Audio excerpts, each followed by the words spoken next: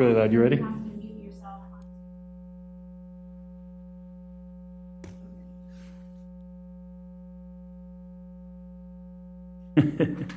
Where's our flag? Behind you. Oh, okay. All right.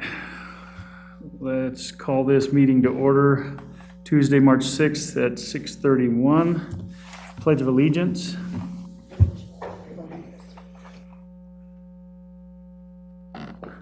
So cripple guys get up and slow. Yeah.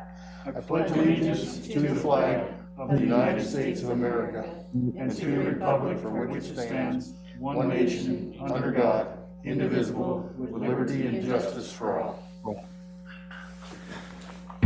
Roll call, please. Mayor Mahoney. Here. Mayor Pro Tem Ott. Here. Trustee Antonopoulos. Here. Trustee Kimberly. Here. Trustee Jeffrey.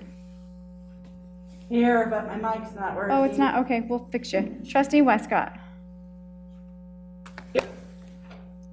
Yes, okay. Trustee White. Here. Thank you. Okay. Having technical difficulties. We'll wait for a second here.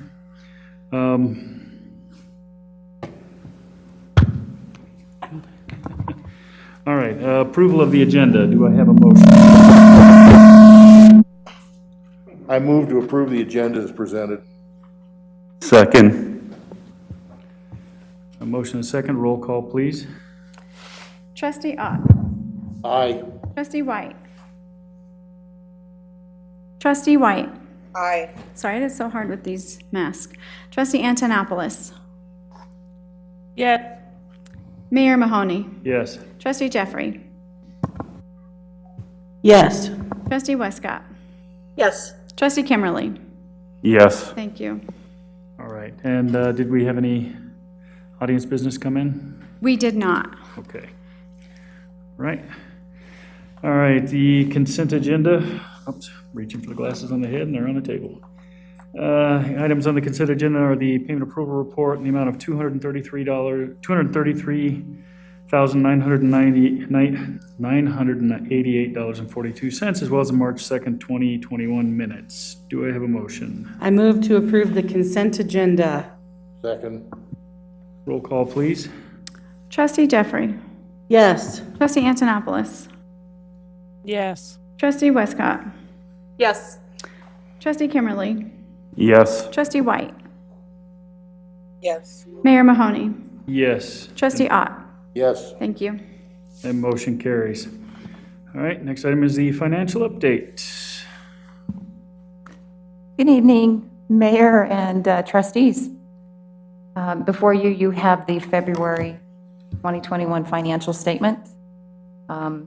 As I've explained in the past, I will do a deep dive quarterly. I did the last one at the last board meeting in January for fourth quarter of 2020. So the next one I'll do is after March of 2021. If you look at the financial statements, they're all pretty much in line, trending in line as I would expect for the first couple months of the year. The things that you'll see that may look a little out of whack are things like dues, things that are paid quarterly, a lot of our insurance, things like that. May seem high, but it's just because they're either a quarterly payment or they're paid quicker and paid at the beginning of the year. Other than that, nothing is jumping out at me. As you all know, we did have the water line break, which was obviously not budgeted for.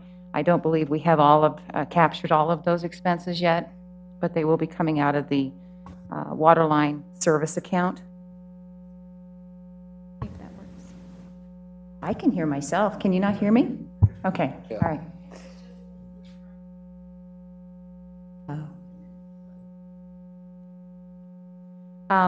So the financials to me look pretty in line with budget, as I've mentioned. Does anybody have any questions about those? And then I'll go a little bit, I have a few other topics I want to go over.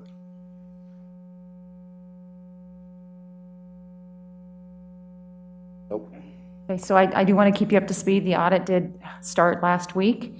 The auditor was in the office on Thursday all day long. She doesn't think she's going to come back in. Most of this can be done remotely at this point in time, coronavirus or not. They have their website where I upload all of the information they basically need to do the audit. So I don't expect her back into the office. Her initial indication is everything looks fine, so she's going to reach out to some staff members and ask them some questions and things like that. But other than that, I don't have much to report as far as the audit goes. We have issued 11 new homes this year, so we're starting to issue some houses and some permits, and that's always a good sign. So that's a welcomed change from 2020. The big item that you may have all received today from CML, the Elected Officials Digest. It talks a little bit about the American Rescue Plan, the ARP. Part of that plan is that local governments will be getting quite a lot of money as this part of this relief package. Based on what I was able to read from CML, it looks like Loch Buoy will be entitled to or eligible for about 1.57 million. So, and that can be used, the big thing that stuck out at me is that it can be used for revenue recovery. So we should be able to recover the approximate 200,000 that we waived in the water fund in 2020, the base fees and the late fees and disconnects and things like that. So I did a quick running of the numbers today, and it was about $200,000. So that's good news. That's definitely something I think we can recover at this point. But this that you got from CML today has a lot more information on it about what type of programs will be eligible. So I encourage you all to read it. And that's about, as much at this point as I do. So it'll be a lot of trying to understand and doing grants and doing requests and things like that. But that's good news coming our way. So other than that, I don't have anything else to report on.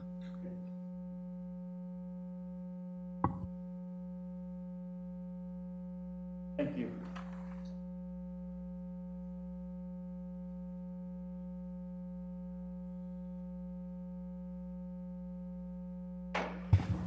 Thank you.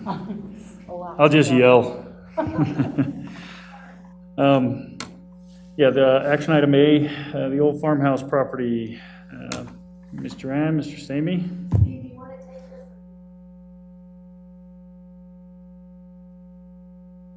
Your mic. Steve, do you want me to take this, or do you want me to take it? Jen? I'm sorry, I didn't hear what you said. Yes, you could start. And Okay, I'll start. As you all know, there's an old farmhouse building there at the entrance to the Blue Lake subdivision, and we've had some problems with that building serving as an attractive nuisance in that we've had some people breaking into it and that kind of thing over time. The plat for the Blue Lake subdivision limits the use of that property to a community meeting area or open space, and it says it must be owned by either the town, the HOA, or the district. LGI ended up acquiring that piece of land when they did an acquisition of a bunch of other property a few years back, and they are not interested in continuing to be the owners of that property. So the town looked at the possibility of rehabbing it, but it's very expensive. So we did get bids to both demolish it and also to mitigate the asbestos. It's full of asbestos, so there are environmental issues on the property. We came out to do both of those at about $45,000. LGI's indicated to us that they would be willing to deed that property over to the town after and have that building removed, mitigated and removed, and they would pay $20,000 towards that removal. And then the question becomes, okay, we have a little bit of a delta, a little bit of a amount of money that's not covered by that.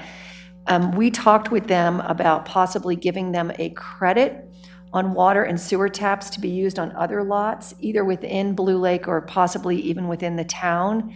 And that credit would equate to about $15K, a little more. I can't remember exactly the number, Steve, but it's roughly $15K. And they seemed inclined to want to do that deal if, in fact, the town board would be willing to offer those PIFs, those credits on future plant investment fees to them to be used on another lot. So we wanted to check with the board, take your temperature on that approach, and that would then ultimately, we'd get the building off the property, to have it converted into open space, and it would be, I think, look a lot better as you come down the road there. So that's the issue on the table, and looking for some consensus direction from the board that that's acceptable. Trustee Kumar? Did I miss anything, Steve? No, I think that was a good summary. You don't have anything one way or the other? What kind of time frame? If we say yes tonight, what kind of turnaround are we looking at? Well, I don't know that particularly, except to tell you that LGI is really anxious. They've been paying taxes on that property, and they don't want to continue to pay taxes, so they're anxious to get this done. They were going to actually look to see if they had, through just their network of contractors, the ability to get a better price on that, and that's fine. I don't think the town really cares who does it, but they're very motivated to get this done sooner rather than later. Trustee Ott? So they're gonna pay $20,000 to the demolition, plus they want about 15,000 in credits for, is that my understanding? Yeah, because the asbestos mitigation and the demolition comes to last bid we got was about 45,000. So 20,000, so they want 35,000 to get it done. They basically said that if we came forward with those PIF credits, they'd cover the delta, the difference on that. Okay, all right. And then how much area is there for open space? There's already a small park there. Very small part, so we're just Yeah. gonna add to it? Yeah. So Okay. the farmhouse itself is on a lot, it's a little under 1 You want to try that again, Steve? We didn't quite get that. acre. Farmhouse is on a separate tract that's about a 1/2 acre. Are they gonna make any improvements to it, or just leave it like grass? So they would clear the site and bring it up to grade, and the town do the open space improvements on that, like basically plant grass or Okay, the xeriscape garden, something like that. and they'll, obviously it's got a basement, so they'll fill it in. Okay, thank you. All right. Trustee White?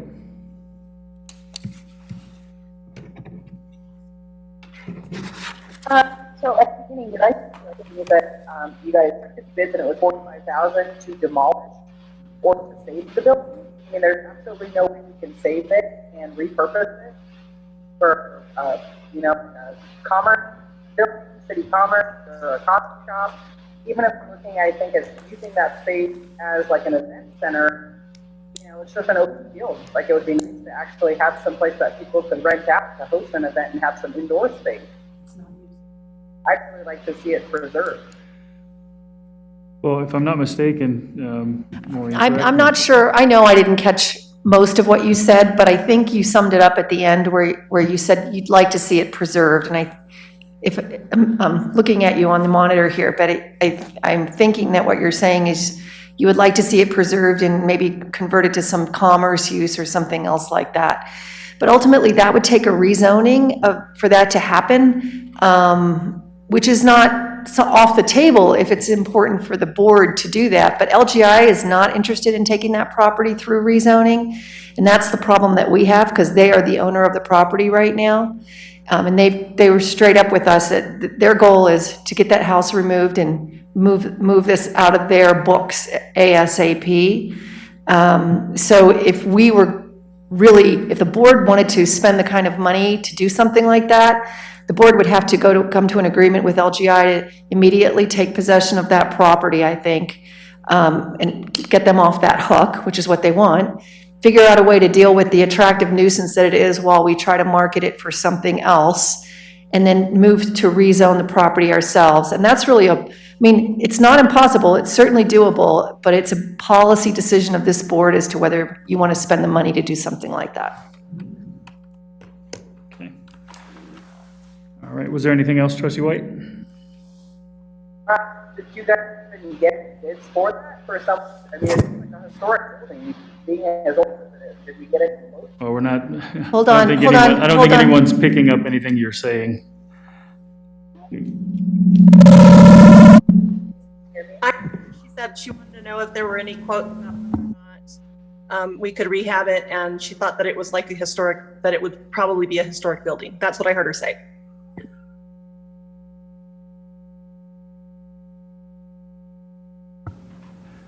Yeah, get that feedback. Okay, that's what we've heard. All right. But did you have anything else, Trustee White? Okay, all right. Trustee Antonopoulos.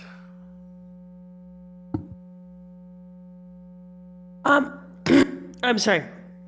So I actually kind of agree with Trustee White on this issue. Is that is a very old classic style farmhouse, and while I do understand that it would probably be costly to renovate it, I don't necessarily think demolishing it is the best thing for the town, and I think what Trustee White was trying to ask is what kind of quotes were received in order to renovate it.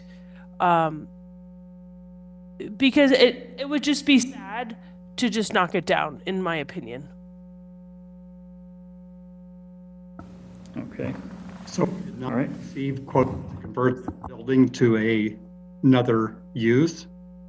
I would say there are a couple things though going on. If you looked at converting that property to, say, a commercial use or event center or activity center, that would also have impacts on the Blue Lake neighborhood, which would need to be addressed, including parking and hours of use and just operations, because, you know, the Blue Lake neighborhood people bought into that knowing that that was going to be, you know, the original intent was an open space area.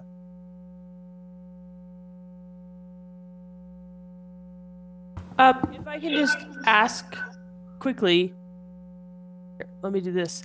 If I can just ask, are we talking about the Gambrel style farmhouse that is located on the east side of, I believe that's 37 across from Bella Vista?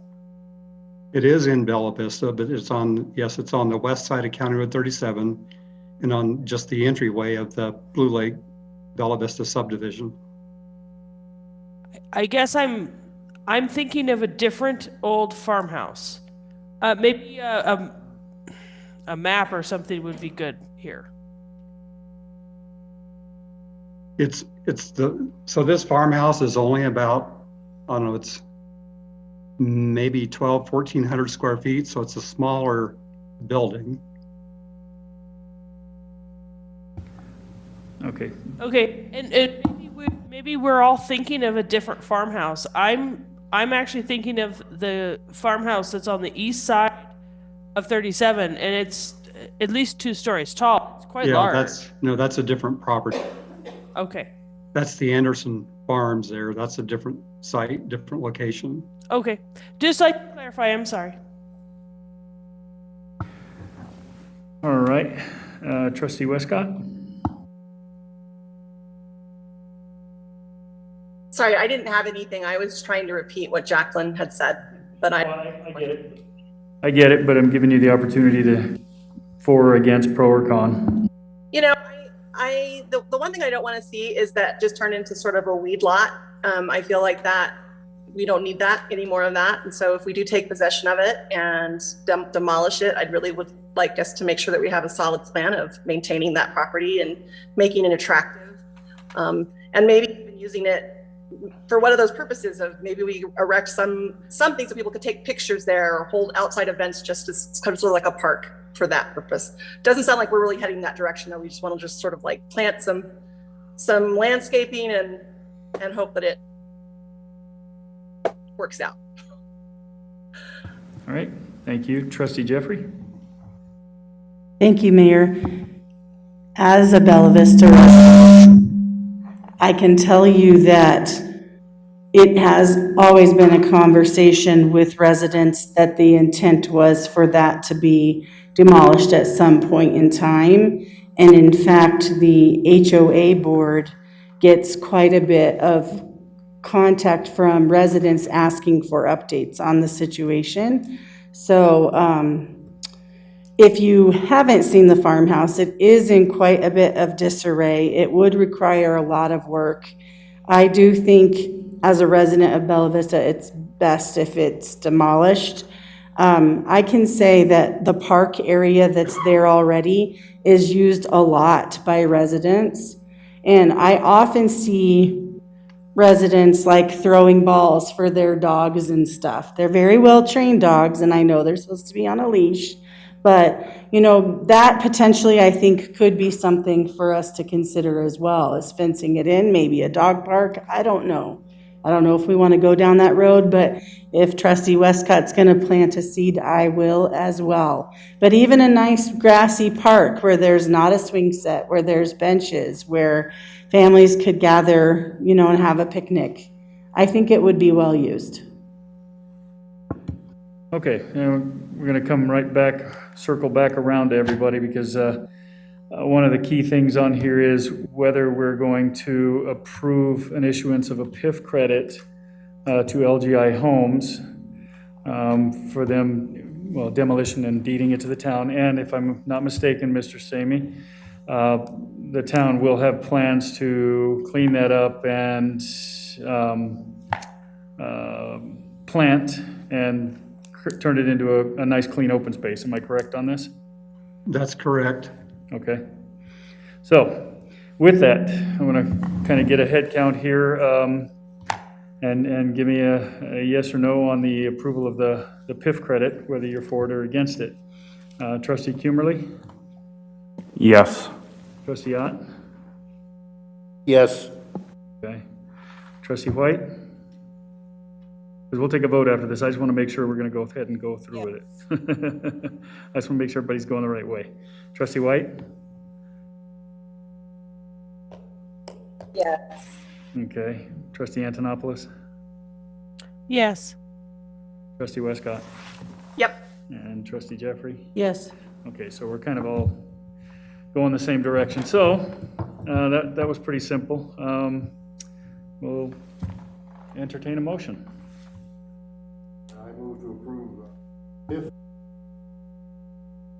I move to approve a PIF credit to LGI to help compensate for the demolition of the old farmhouse at the entrance of the Blue Lake subdivision on Road 37.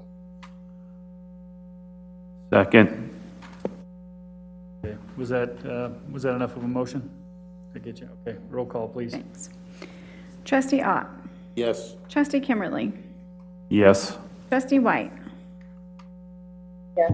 Trustee Westcott. Yes. Trustee Antonopoulos. Yeah. Trustee Jeffrey. Yes. Mayor Mahoney. Yes. Thank you.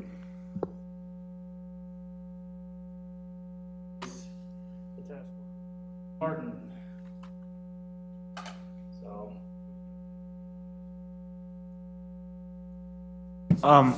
Board, I actually have Mark Thornburg and Jeff Reams here that are going to present the Greenway Trail. If Linda can kind of turn the presentation over to them, they'll have a bunch of slides for you.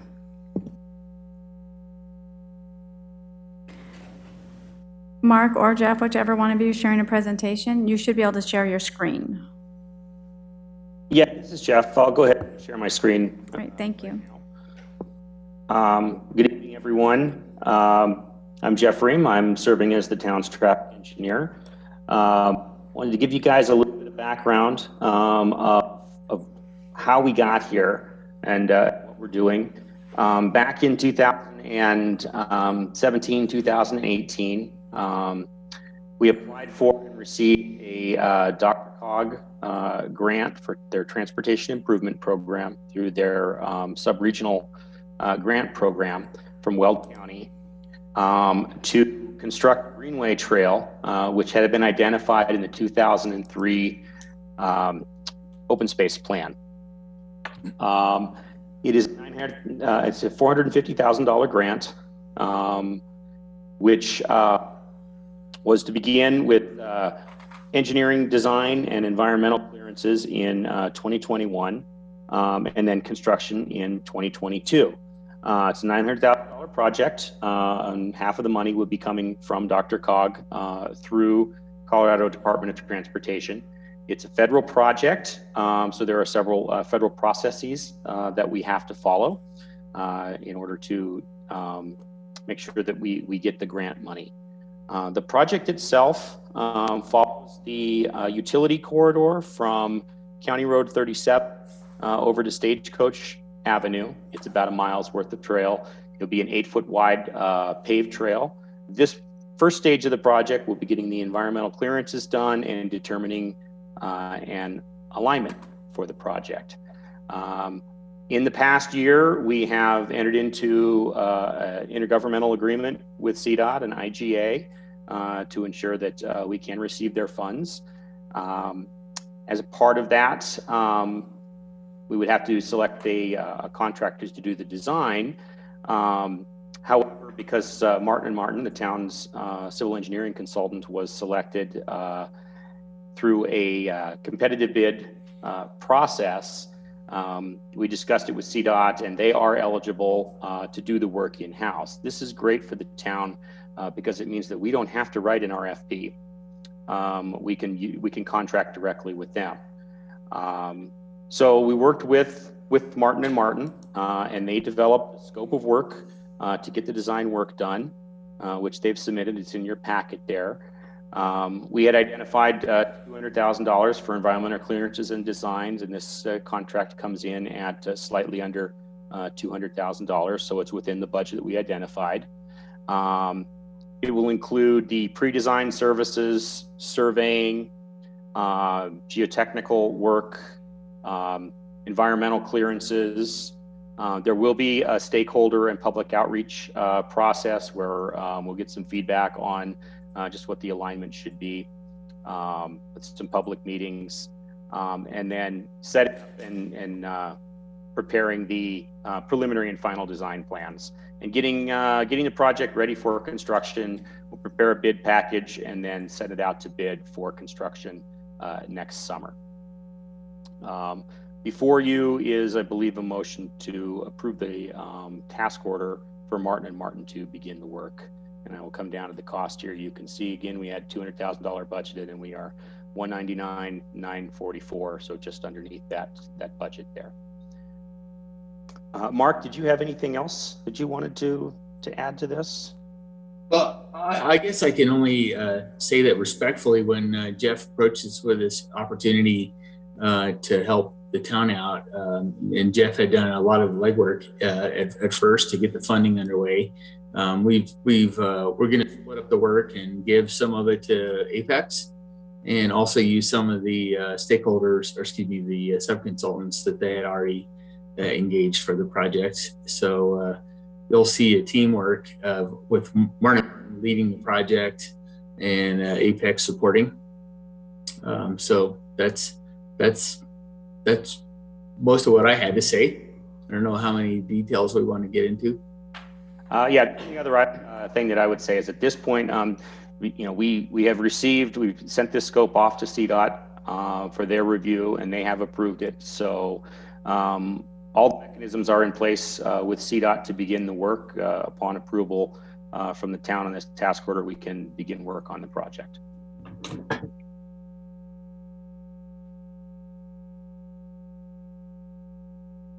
Comments? I've tried to get this done for a while, so might as well get on with it.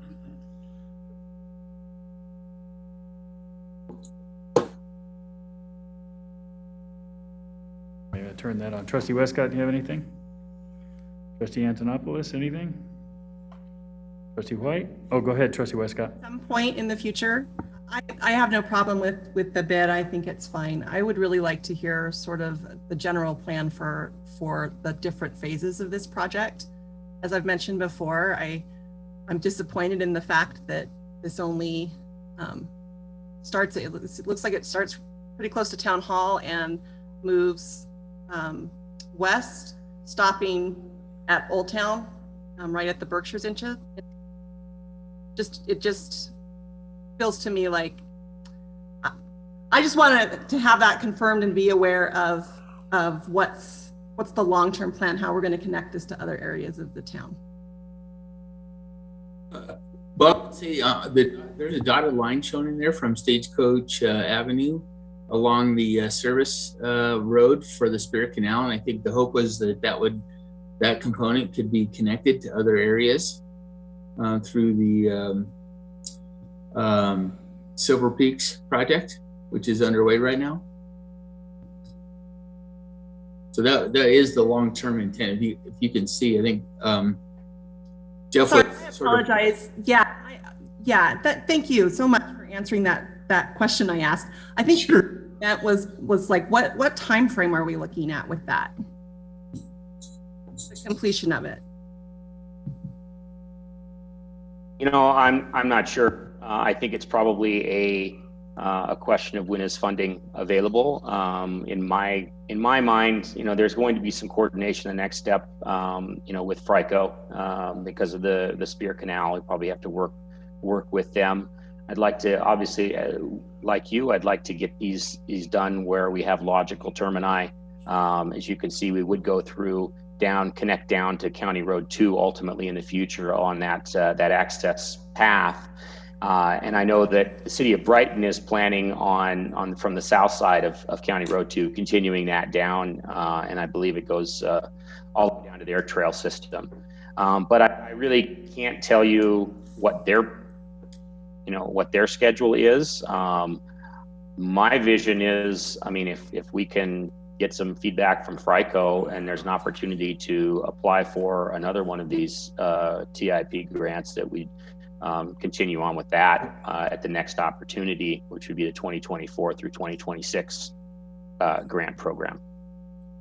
I would just add though, so Silver Peaks East is under construction right now, which shows where you see the Spirit Canal. So it's basically on the east side of that from King Street and east there. So as that project is built, which they're starting that, as you can see, at least this trail will be able to connect to the sidewalks in Silver Peaks East and have the crossing of the Spirit Canal to get into Silver Peaks and to the elementary school. Yeah, actually, that dotted line that goes from the Spirit Canal west to the road there, that is actually part of a sidewalk that's part of the Silver Peaks. So it would take me a minute to go find the plans, but I think they're at least through the roadway network, and there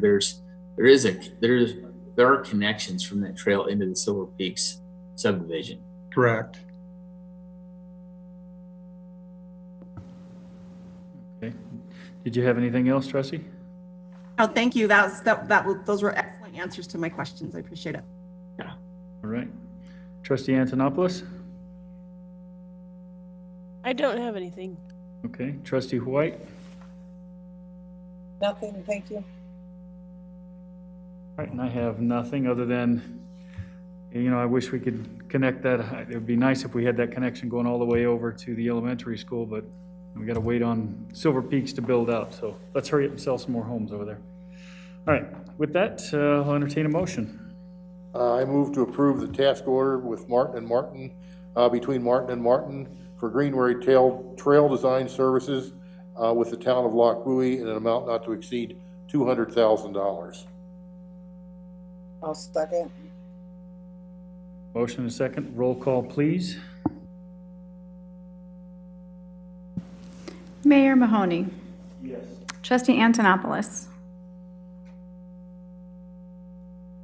Yes. Thank you. Trustee Kimberly. Yes. Trustee Ott. Aye. Trustee White. Yes. Trustee Jeffrey. Yes. Trustee Westcott. Yes. Thank you. Motion carries. Thank you, gentlemen. And we'll move on to the next item, the discussion item, the Aqua Engineering Wastewater Master Plan presentation. So thank you, Mayor. So as we have talked about in the past, that one of our projects was to do a new wastewater utility master plan. This not only includes a look at the town of Loch Buoy's growth and requirements, but also we'll look at the portion of Brighton and their impacts as we service that portion of the city of Brighton as well. It'll provide us a map for our improvements and investment in our wastewater treatment plant. And we did do RFPs for the preparation of this master plan. We interviewed 2 or 3 firms. I can't remember for sure the number now, but we did hire Aqua, and the board approved that agreement. And we have Bob Frischetti here tonight to present kind of an update on the process for this updated wastewater utility master plan. So Bob, you want to start? Are you and Wayne? Sure. Thank you, Steve. Wayne would like me to lead, and you can jump in if you'd like. You bet, Bob. Okay. So I'm going to share my screen. At least try to do that here. So am I sharing now? Right. Okay.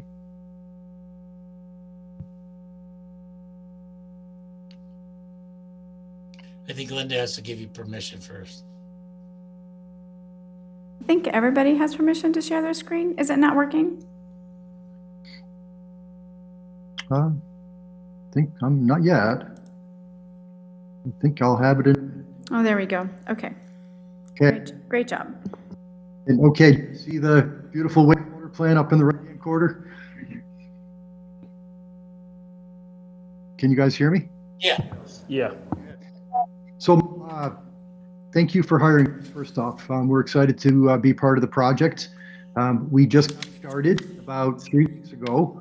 I'm going to walk you through today the project overview and give you an update on where we're at. So I'll introduce the Aqua and Martin team, give you a project overview, talk about our scope of services and where we're focusing our effort, and we'll talk about the final deliverables. As I mentioned, the team that is delivering the project is both Aqua and Martin. We recognize the value that Martin brings to the table, having familiarity with the town, frankly, a significant amount of experience in the collection system, sewer collection system side of the project. I don't know. I don't know if you're having issues with your mic or what. We are hearing about every other word. Okay. I can you hear me now? All of us remotely can hear him fine, I think. Oh, of course. Okay. I don't think I have an issue with the mic, but I can talk slower. Perhaps that might help. So your team is made up of both professionals from Aqua Engineering and Martin. Aqua is a team of 70 people, and Martin, I think you've got quite a few as well. I think we're well over 100. Just hold on a second, Mr. Frischetti. I don't think we're hearing you.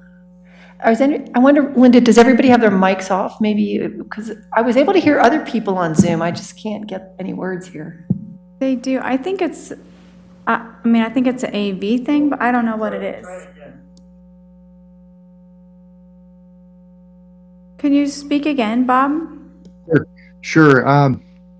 So we're on the introduction slide, and I was talking about Aqua Engineering and Martin and our team capabilities. You're good to go. We can hear you now. Yeah, you are fine. We can hear you perfectly. All right. I don't know what I did or you did, but it worked. So their team is Aqua Engineering and Martin. Together, you've got a pretty strong team of professionals that cover both the wastewater treatment facility and the collection system, as well as GIS, Geographical Information System. Aqua Engineering will be the overall project manager and will also, as I mentioned, lead the wastewater treatment facility evaluation. And Martin will provide input on the growth planning, the service area planning, collection system modeling, and GIS services. So a pretty balanced team with the two firms. The goal is to deliver a wastewater utility plan that uses GIS tools and efficiency to look at your service area, your collection system, your wastewater assets, also integrating your capital improvement projects that we develop as part of the facility plan, and ultimately could be used for board and public communication presentations. Right now, you do not have a significant GIS platform, but that's something we're going to work on with this project, is to build a tool that you can use for both the collection system and the facility. The scope focus areas, in addition to project management, is we'll start out with a basis of planning and design, where we go through your town boundaries, your service area for your wastewater infrastructure. We talk about growth for the next 20 years. We'll coordinate that with your comprehensive plan. We'll then get into a collection system assessment that looks at your existing infrastructure, its capacity, its condition, its ability to serve the population that we project through the growth planning. We'll do a similar evaluation at the wastewater treatment facility to assess its ability to treat all of the flows that come from the town as well as from Brighton. They're the component of Brighton's collection system that discharges to the facility. We'll look at regulations that are coming down the pipe, and ultimately we'll look at some costs for both collection system improvements and wastewater system improvements to develop a rate study. We'll coordinate that with the rate study that you're working on now and ultimately prepare a report. We'll use a lot of workshops. We'll prepare some memoranda that document our decisions. We've got 4 presentations planned to the Board of Trustees and 1 to the Water Quality Planning Association called the North Front Range Water Quality Planning Association, which oversees water quality in the Lac Bowie area. The ultimate deliverables will be the utility plan, the financial plan report, and the start of a GIS map and tool system. There's a picture of the collection system. And I won't go into the details of this, but these are some of the things we plan to do. On a high level, Martin & Martin will do some hydraulic modeling. It's a computer software system that will determine the capacity of all your sewers or your collection system. And as you see growth happening in town, we can assess whether the sewers are large enough to convey that wastewater to the treatment facility. We'll look at your land use database, develop some asset management tools within GIS, and develop a capital improvement plan that is visual so that you can click on different features within the town's collection system and understand the costs of that potential improvement. For example, if there was a new wastewater interceptor needed to serve a new subdivision, you could click on that interceptor and see what the cost of that would be and when that improvement would be needed.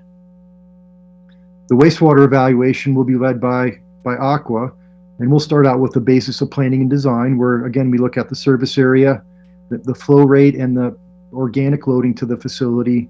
We'll look at the future regulatory permit limits that we expect for your facility. Then we'll establish a basis for improvements and expansions over the next 20 years. In order to do that, we need to understand what you have, what its condition is, and what its capacity is. The idea is that there's different processes within the facility that need to be considered, and essentially you improve the weakest link. So in the right-hand corner, there's a picture of a clarifier. That's one component. That may have enough capacity, but your aeration basins may be not enough capacity. So we'll determine which components of your facility need to be upgraded in order to meet the goals of the planning period. We'll also talk about the cost associated with those improvements. As we get into the cost, we'll have a 20-year financial plan. We'll help the town establish rates. We'll build a model so that you know that you can afford the improvements that are projected over the next 20 years. And we'll present that to the board. This slide here is a schedule, and it's a really good slide because it summarizes all the components. So I'm gonna kind of use this to review what we've just talked about. You can see the basis of planning and design, the collection system, the wastewater treatment facility evaluation, your financial planning and rate study, and then your report. So those are the main components of our scope of services. We just got started, and we're now in the basis of planning and design phase, and we'll be wrapping that up here. And we're probably a couple of weeks behind schedule. We got a little later start than the schedule shows, but we're we're working away on getting the basis of planning and design established in April. The goal is to have the utility plan report completed by September, end of September. Ultimately, we will prepare a report, and we'll submit that report to the North Front Range Water Quality Planning Association. You have a report now, but it needs to be updated.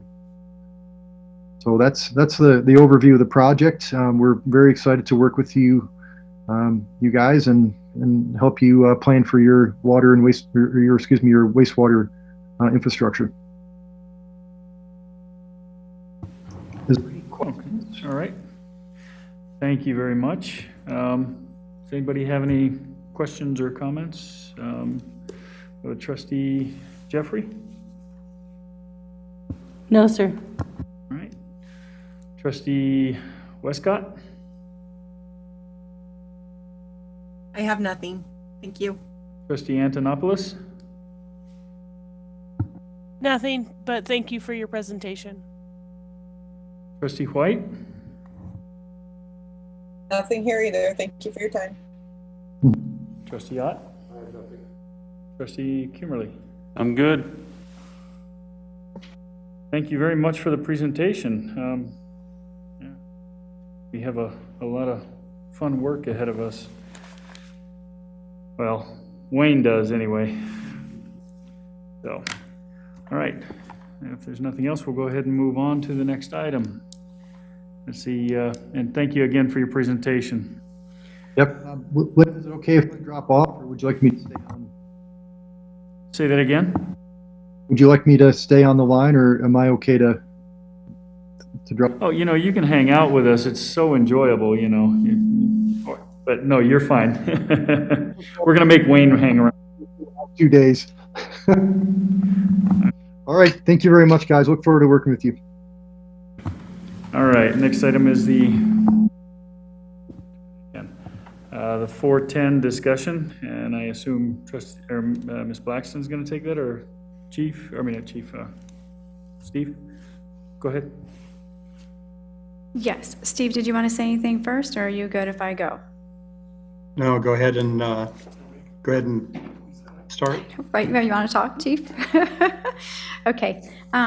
First, I want to say thanks for letting us be able to bring this back to you, to share the data we did collect. So the agenda item summary presented contains data collected by staff through the surveys and conversations with customers, which include residents, vendors, and contractors. We tried to get as much input from everybody we deal with on a regular basis. I'd like to highlight a few items in the AIS, but before I do, I would note that our goal is for the community to have trust in the town and the board as a whole and to provide great customer service. I do believe we meet those goals currently. Okay, a few highlights. Over the last 6 months, we have seen a significant decrease in town hall foot traffic on Fridays, which contribute to staff communication efforts, i.e. talking with customers, putting it in the newsletter and the website and on Facebook. We try to take, even when we get the phone calls to make credit card payments and such, we try to educate everybody that we are doing 410s and we're closed on Fridays. Staff did send out a questionnaire in the newsletter and by email. There were 2,669 newsletters sent out to with the questionnaire included, and we only received one in return. There were 1,063 emails sent out to utility users. This went to all utility users if we had an email for them. Granted, there are more utility users, but we didn't have emails for everybody, but we did send it out to every utility user that gave us an email address. Received 72 email responses. Granted, I did, which I can share, I did receive 2 additional ones, one that the mayor received, and then one we received from the guy who dropped off today. They were past the board packet deadline, and we already had the packet. I was working on the packet, so I can read those to you so you have those responses. 90% of the comments received were in favor of or were neutral to the 410 schedule. Those responses were included in your board packet, so hopefully you got the chance to read the responses we did get. My experience has been that if customers do not respond, either they are not concerned with the issue or they are not reading the information that is pushed out. I think for us, it's a little bit of both. And then I know in the past there was some concern about contractors and developers coming on Fridays, but I wanted to let you know that contractors and developers no longer need to come into the town hall to drop off or pick up a building permits, due to the implementation of an electronic permitting process.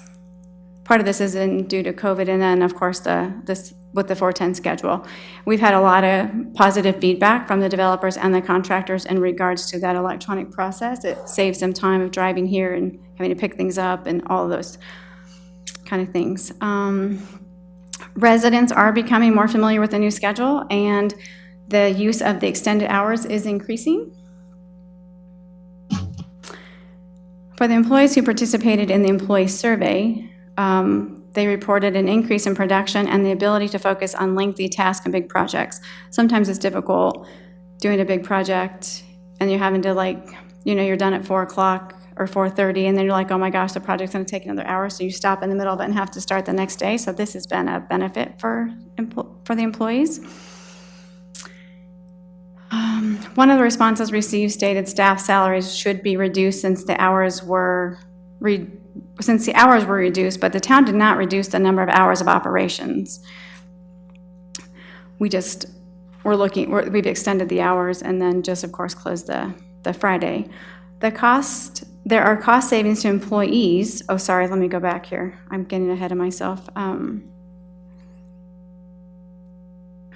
Oh, yeah. So the staff is still working 40 hours a week. Granted, we're here 45, but everybody takes their lunches and such. But we still have not. So we didn't reduce salaries for staff because we didn't reduce their actual hours of working.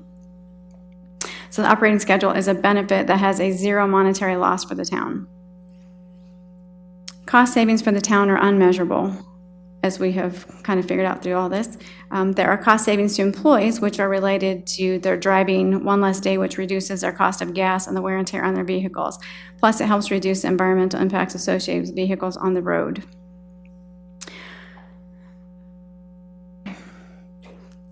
And then I will point out that there are numerous other jurisdictions that have switched the 410 schedule. And which that is on the back, the list is on the back of that. I think it's the last page in your board packet of this item. And of those, 4 of those are counties. Adams County, Jefferson County, Elbert County, and Boulder County just went there. The city of Westminster, which is a population of over 120,000 people, has been doing 410 since 2007. My point being, more and more jurisdictions are going to 410s and are able to maintain that schedule with providing good service. And I believe we can do the same, and have been doing in the last 6 months. Some of these jurisdictions are our competitors in the job market. Continuing with the 410 schedule allows us to remain competitive in retaining our current employees and the opportunity to get skilled, experienced applicants. Staff asked the board to support the continuance of the current 410 operating schedule based on the data presented. I'm open to any questions or anything you all might have for us. All right. Trustee Ott? I really don't have anything other than I mentioned last time about possibly, scheduling somebody on Tuesday through Friday and somebody else on Monday through Thursday to try to cover that last day. But I have not heard any complaints from any citizens. Okay. Trustee Kummerly? I echo Trustee Ott's comments. If we could figure out a way to flex, schedules, I know that might be difficult and folks not being cross-trained or whatever, but I have not heard anything as well. Trustee Jeffrey? I don't have any concerns about the 410 schedule. I think there are great benefits to our town employees. I think having extended hours, well, I know it has helped me when I've needed to run by, because when I drive out of town for work, I can't get back sometimes within a reasonable period of time. I haven't heard concerns from constituents either, and I work at a facility where it's rare that somebody works 8 hours, 5 days a week. It's 4 10s or it's 3 12s and then off 4 and then 4 12s and then off 3. So it's something that I think a lot more businesses practice than don't practice. Okay, sorry, I just wanted to make sure. I apologize. Thank you. I just wanted to make sure Veronica made it in here. She wanted to be in this conversation. Sorry about that. Trustee Westcott? Yeah, I think it's a great program. I think it allows people who work like me 5 days a week to get in to town hall before or after work. I also took the time and I went through all of the survey results and read through all of them. And then I actually did a spreadsheet and tallied them and assigned everything a numerical value. And it really is overwhelmingly in support of it rather than the disapprovals. And there were some, and I think that there's some points that are to be made there, but it seems like based on the survey information that the majority of the town is definitely in favor of the extended hours. And so I'm totally for it. Trustee Antonopoulos? I'm somewhat split on the issue because I understand both sides, but at the same time, keeping our town staff is important because without a town staff, we would be of no use to our constituents at all. So it seems to me that town staff is highly supportive of this, and while I do appreciate later hours on some of the days if I do need to go down there, and I don't really miss Fridays because I'm working anyway, I feel that we need to balance those things, and I would support staying with the 4-10 schedule because it helps keep our staff happy, and if we keep our staff happy, we keep our constituents happy. Trustee White?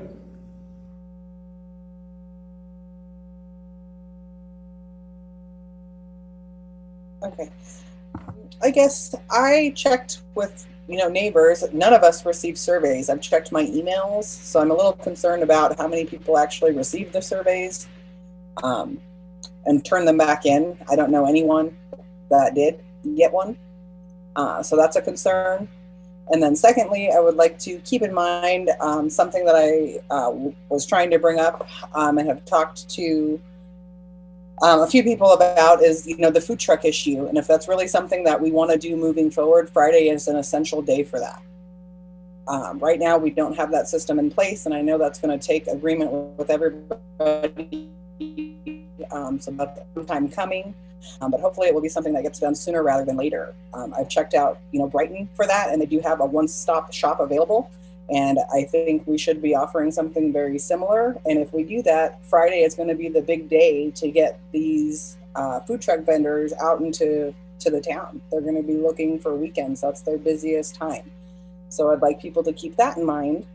And then lastly, I have received some complaints just from people I know, and I've seen them on social media as well, with Friday definitely being an issue. I do agree with Trustee Antonopoulos about retention of employees. I mean, that is important, but we have to remember that we are here to serve the people. Me personally, Friday would be mine and my household's best day to utilize going to the town in person. So I'm against it. I think we should have 5 days available. I'm still very much for offering an early open day and a late evening day to try to accommodate everyone. Okay, thank you.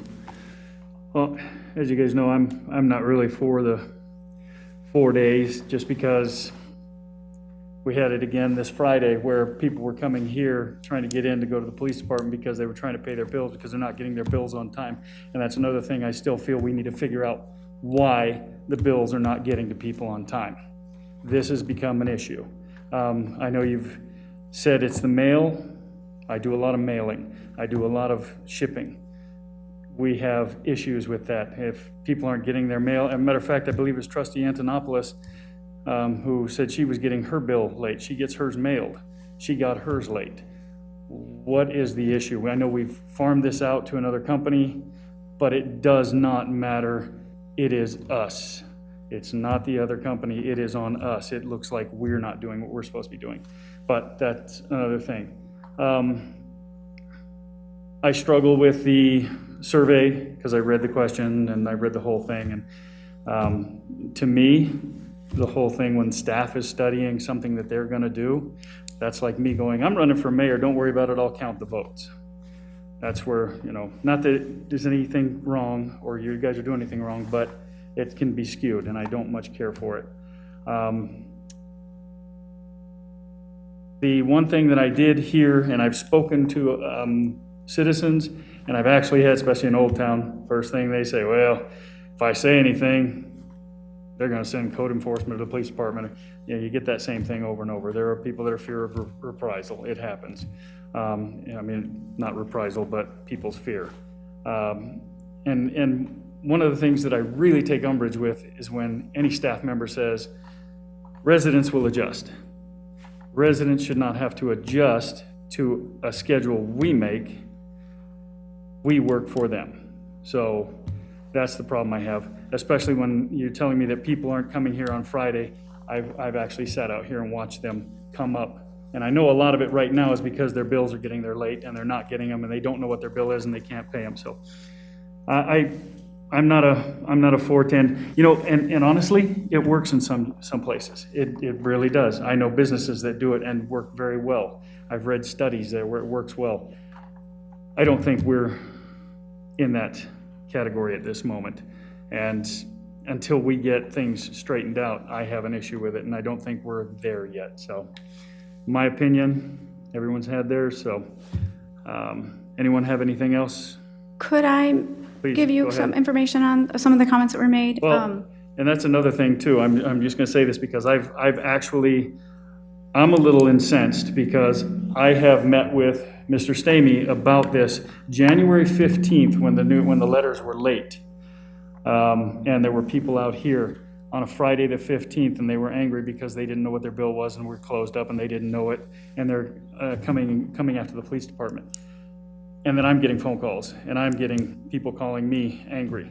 And when I come in and I approach Mr. Stamey, and here's the problem, I feel nothing has been furthered because I talked to Mr. Stamey about it and he said he knew nothing about the bills being late. So where's my staff? Where's my staff doing what they're supposed to be doing and taking those steps? And I told him specifically that I wanted to hear information from you guys about what's going on. You know when we received the email? 30 days later. 30 days later is the first time we heard anything on the, I believe it was the 16th of February. So it's frustrating me, and it was about that that the mail was slow. It doesn't matter. Citizens don't care. They want answers from us. And that's what everyone on this board is a key person to do PR. We have people attacking us. I have them coming at me. The last 2 days, I've been being abused over snow plowing. And Mr. Johns and his staff has done a phenomenal job taking care of this. But this is our job. And I'm just irritated that I don't feel like this is being rectified with the water bills. But anyway, please go ahead. Okay, first I'll say I understand your frustration with the billing. So for as far as the billing goes, and then I'll address a couple other things. But January was the first month we switched. That was the new company's fault, 100%. I mean, they've taken ownership of that.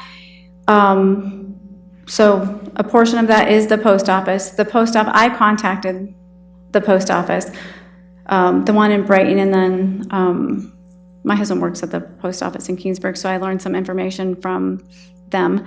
But when I called in Brighton, and February was a mailing issue, they tracked the mail. It went out, like they took it to the post office, and I wish I had those dates in front of me. I apologize. I think if I recall correctly, it made it to the post office like the second but it didn't leave the post office till the 9th. So February was a mail issue. So this last time we have had tracking. Now granted, in March, the mails we're progressing. The bills were mailed on the 3rd. People started receiving them by the 9th, because when we got here on that Monday, people were already bringing in the bottom portions of their bill. So from the 3rd to the 9th, that's a short time period. And I'm not sure what's happening, but we are trying to hold and have been holding the other company accountable for what has happened in January. And so we are still working with them. And of course, having a new program, there's always a hiccup. So for sure, all bad things went in January, so that's unfortunate. So hopefully going forward, that is no longer an issue. And then the other thing is, fortunately, we have had quite a few people in the last couple months increase their express bill pay, like so they can, because you don't have to do auto pay to get a bill electronically. You can sign up for just an electronic bill to come to you, and I think that has sort of helped. And granted, unfortunately can't fix the mail. We are doing, that's why when Crystal sends out the newsletter deadline request, it's because we're trying to meet all those and make sure we get the newsletter and the bills out on a timely manner. So again, I apologize for the frustration. We're also getting those calls. I know that you guys are gotten quite a few. Let me just stop you for a second, because here's where my frustration comes in. We get no information. We have no information. And you especially you're our chief information officer. When I have people telling me things that I have no idea about, that makes it look like we don't know anything, like we're doing. And then when I come in, I find out you guys do know about it. This board needs to be informed across the board. I mean, that's where my frustration comes in. So let me go ahead, and Trustee White. Yes, hi, thank you. I just wanted to touch base on some of the billing issues as well. I've spoken to... We can barely hear you. Oh, is that any better? Yes. Okay, sorry about that. I've spoken to Linda every month since the new year, and every time I've gotten the same answer, it's the mail. But I have had a newsletter just show up to my house with a blank piece of paper with no bill. I have received every newsletter for February, and then March, I received those two, but they were in black and white. And then my March bill, the amount that was mailed to me to pay was not the same as the amount that was online that I actually owed. And I had called Linda and about that. I'm completely against this third-party billing. We need to bring it back in-house. Okay, you know what? We're kind of getting off topic here, and I'm sorry about this. This is something we're gonna have to come back and revisit, because we're still on the 410 discussion, and we've kind of skewed off. So if we're going off on the water bills and that whole thing, let's go ahead and set that aside for the time being, and we'll go ahead and put that for another discussion. So I'm sorry to cut you off. If you had anything else on the 410, Trustee White? Okay, Trustee Antonopoulos? With all due respect, Mayor, we've been, the 410s is the root of the problem, and it all boils back to the utility billing. So by cutting off Trustee White, you're circumventing this issue. The issue is utility billing, and yes, it is a separate discussion, but they both have the same root cause. You have complaints of people trying to pay their bills on a Friday before it's due, and there's a utility billing issue, yes, but that's the main root of the problem with the 410s, at least from what I understand from what you've said. So I personally feel that we need to discuss this utility billing issue now, or it needs to be tabled along with the 410s to another meeting. Okay, all right, thank you. Trustee Westcott?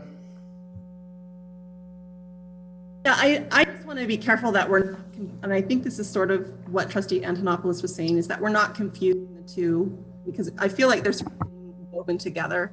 Whether or not the 410s is a good idea is a completely separate discussion about what's going on with utility billing. The utility billing has the problems with utility billing, I think, is maybe exacerbating or making the 410 that we're getting more complaints because there's the utility billing problem. And if we get the utility billing problem fixed, then we can really then see whether or not the 410s is working. That being said, I don't really feel like it's fair to, I think we can ask questions of town staff, but we do need to give them an opportunity to sort of prepare and tell us all of that information. Make sure it's on the agenda if we're going to really discuss it, and just so they have the opportunity to prepare and don't feel like we're sort of taking pot shots at them. Exactly. Thank you. All right. Point of order. Go ahead. We need to stay on the agenda. That's I would say move this joint discussion between the 410 and the utility billing to another meeting, while we're getting off the agenda. Thank you. Which does. I'm sorry, I can't hear Trustee Ott at all. I'm not sure if his mic's off or. We're getting, as a point of order, we're getting off the agenda, which we have to stick to the agenda per the open meetings law. So I would say let's move this, and everybody brings up a valid point. So let's move this discussion and include a 410 discussion and a utility billing discussion at a later meeting. We can get them both on the agenda, then we're covered under the meetings laws. Is that your motion? Yes. I second. Okay. Motion and a second. We'll do some roll call, please. Yes. There, hang on. Trustee Jeffrey. Yes. Trustee White. Yes. Mayor Mahoney. Yes. Trustee Antonopoulos. Yeah. Trustee Kimberly. Yes. Trustee Westcott. Yes. Trustee Ott. Yes. Thank you. And motion carries. All right. Next item is cleanup discussion. Is that your baby? It's all on you, Mr. Johns. Okay, so I've kind of collected all the information that we discussed at the last board meeting as far as town cleanup and what was discussed as maybe the best process to move forward. So I've kind of prepared the information as far as going to a voucher system, as well as doing 2 separate weekends so that we could not only accommodate as many of our residents as possible, but as well as working with Waste Management for their staffing issues that are a problem as well. I did reach out to Republic Services. It was mentioned by Trustee White. They do not service this area. I did call a couple other companies. For the large amount of roll-offs that we need, they do not service that large of an amount for this area. So I don't know of a lot of options. I'm willing to continue to make phone calls, but it looks like Waste Management is our best option for the quantity because we need 15 roll-offs. That's a large amount. And so really Waste Management is the best option. I did discuss with Maureen as far as the contract with Waste Management. We are not obligated. I just want to make sure legally we're not obligated to use them for the town cleanup. So we can entertain, a different company. It just, there's none out there that can accommodate what we need. So I've done a lot of work as far as preparing what the vouchers would look like. They're all going to have a date, a timestamp. We'll have basically every 15 minutes, we'll take 15 people, and then we'll take those through for that 8 to 1 hour or 8 to 1 p.m. time frame for those 4 days. Leading up to the event, we would, through Public Works, I would have people come in, collect the vouchers. I would go through a screening process to make sure that they meet all of the, kind of go through, it's 2 loads, 1 load per voucher, what size restrictions, what the item restrictions are, make sure that they understand that they need to present the voucher, verify their residence, their address, kind of do all the pre-screening so that when they come out for that day, they basically drop a voucher, give it to the attendant on site, they drop their stuff off and they get out. So to me, my experience is the day of the event, we want people in and out as fast as possible. So I've got a checklist prepared that I will set up addresses. So when people come out, we know exactly what address they're coming with, what voucher number they should have. There's lots of checks and balances that I have in place for this. So at that point, I guess I'll kind of leave it to any kind of questions and anything we want to maybe modify with this. I did double check the dates. They don't conflict with anything that we have going on or any national events or anything like that as far as holidays. All right, questions, comments, trustee Antonopoulos? Questions or comments, trustee Antonopoulos? Go ahead, trustee Antonopoulos, if you have anything.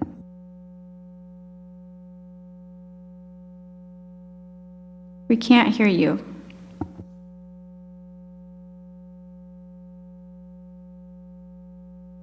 We can't hear you still.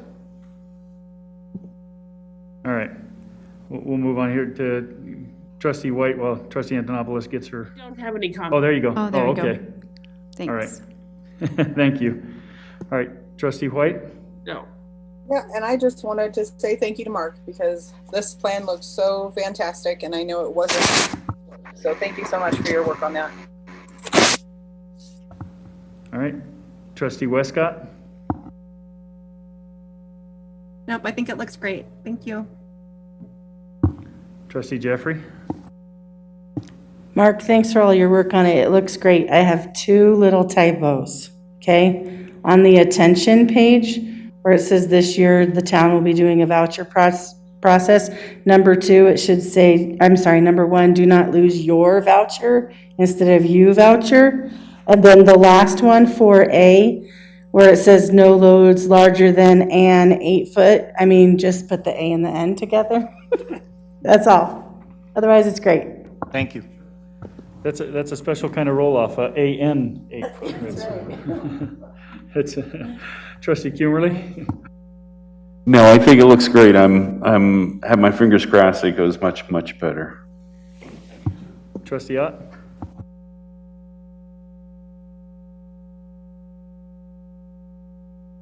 Thanks for your work on this, but saying that the best option is waste management is like saying that's the best of the worst. They feel, Dave. All right. No, thank you very much. You've done a great job. I think the voucher thing is a great idea, and I think you guys will have I'm hoping you guys have a smoother deal this year. So, all right. Thank you again. Now the next item is the town administration selection process, and Maureen. Maureen, I had spoken with Maureen, and I actually had a question for you that I thought of. And I wish I'd gotten a hold of you sooner, because what we're looking at doing is we're gonna have at least 2 board members, myself and I was talking to Dave, trustee Ott, about us being the final in when all the applications come in, and that was what I was going to talk to you about, Maureen, is having those applications going to the board members. And the board members will send us their top 5, and then we can sit and go through those. Is that a feasible option? Yeah, that's a feasible option. The sensitivity here is that when people apply for a job like this, they're often employed somewhere else. And unless they become a finalist, it's not usually good news for them with their current employer to learn that they're out applying for these jobs. And so there's a concern if you open it up too wide to people to do the selection from the whole pool, that we just put confidentiality at risk. The law does require, once you've picked the list of finalists, that we publicize that, and so that will be made public. And the reason the law says that, as only those folks who are finalists, is because it does protect that confidentiality for the larger pool. So, I mean, how you want to set it up is up to you, but you need to bear that in mind. I think Mr. Stamey had some suggestions on that he wanted to talk with you about, but certainly this is a board hire and a board decision, and so we will work with however you as a board want to handle it. I would just caution you on that confidentiality issue. Yeah, that was kind of where I was getting to, and I know the board doesn't. I know some of the board members would like to be in, seeing the pool, and once we get it down, and that's why I'm suggesting it goes out to the board members. They can take a look at those applications, and then they pick their 5 finalists, their top, and then I can pool those. You're proposing a sort of a ranked voting kind of an approach. Correct. I see. And that way we can come in because that's what it's going to come down to anyway. We're going to get it down to a point where we have the top 5, and then we're going to do interviews on them. And that's a, you know, a whole other process. And by then, when we do have those finalists, that has to be, as you said, that has to be posted or advertised. So, Mr. Samey? So just a couple of comments. If the board and all the board members want to see all of the applications, then can you hear me okay on this? Yes. If the board wants to see all applications, I would recommend that instead of us sending all those out, that they schedule an appointment with Jamie Hickey, the Human Resources, and come into the office to review those. Because I just think the confidentiality and the, you know, is really can't be stressed enough, you know, when people are applying for the job. Okay, point taken. I guess more or less what I'm searching for here is, that was my position on this, how we can kind of skirt around that, you know, and actually make this so that the board can be a bigger part of this. I don't know what the rest of the board's feeling is. So, you know, that's what I'm looking for from board members. Would you feel confident in myself and Mr. Ott doing those final pulls and narrowing the pool down? I personally, you know, I actually helped hire Steve. I've hired a number of city managers for the town of Lochbuie. So, you know, I know the direction we're going, but go ahead, Trustee Westcott. Just in response to your question about how involved do we want to be, I feel like this is somebody that for the next 4 years, we are going to have to work really closely with, all of us. And so it's important that we're involved in the process. I wonder if we could do some sort of confidentiality enhancing techniques, you know, like a black marker over people's names and addresses. I don't know that that's necessarily relevant to hiring anyway. So being able to just really evaluate people based on their resume or what they've submitted. I guess I could backtrack it, you know, if they put on there that I've worked for the town of Littleton for whatever, I could probably figure it out, but I'm not going to do that. You have my word. Okay. Well, and again, we're looking for, because it's coming up. It's coming up quickly. It's something we got to focus on right now. And we got to get I think we've already posted it, have we not? Is it already out there? So it's already out there. Yes, and I was hoping that maybe at the April 5, April 6 meeting, that perhaps the board could, in executive session, could meet to talk about their candidates and kind of their preferences are for interviews. I think that's a good way to go. So if the board is amenable to that, we can do that on the meeting there. Trustee Antonopoulos?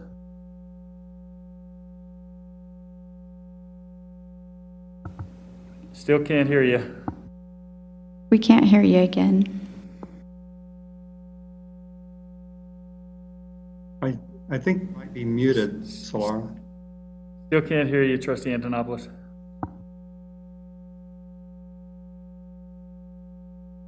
No, and my lip reading classes didn't work, so. Well, does anyone have any issue with us taking it to an executive session for the next meeting? No, I think that's a good idea. Okay, then I think we can do that, and we will do that. All right. Next item is staff reports. Chief. Sorry, Mayor. Mayor, I apologize. Okay. I'm sitting here thinking while you're talking about that. And I need to think about whether that's an allowable executive session. So if you could just table that for a few minutes while I get on my computer and think about that by Okay. looking at the statute. I appreciate that. I just don't want you to think that that's a done deal because I can't think off the top of my head why that would be an allowable executive session, but that the statute may have specific recommendations on that. So Or what about just a work session? that's fine. The problem you have then is that's a public meeting and you'll be publicly discussing the names of all these applicants, and that's exactly what we need to avoid. Yeah. And that's why frankly, most of the time what happens is a subcommittee gets formed for the purpose of narrowing down the list of finalists. That's the more common practice. And then then once you declare the list of finalists, then the whole board would interview from that From the top pool. 3 or top 5 and choose. That just is the approach most jurisdictions take in an effort to really respect and honor that confidentiality concern, so. Yeah, well, yeah, I just, I guess I was going a little bit, what's the word I'm looking for? I don't even know the word, but I was looking to, incorporate all board members and give them an opportunity to see all these, even though we will get it down to, whatever the number is, the board decides, the top 4, top 5, whatever, and then the whole board will interview them. I just know, I don't know. But anyway, who had their hand up? Well, I guess my question is, do you want me to spend a little time seeing whether or not we can pull that off in an executive session to narrow the list down to 5? Or does a majority of the board prefer to just name a subcommittee of, frankly, no more than 2 elected officials and maybe a staff member or so to avoid the open meetings issues so that we can keep the bigger pool list confidential? Yeah, well, anyone have any input on that? Because I'm actually all for that. I think that's the way I've done it before.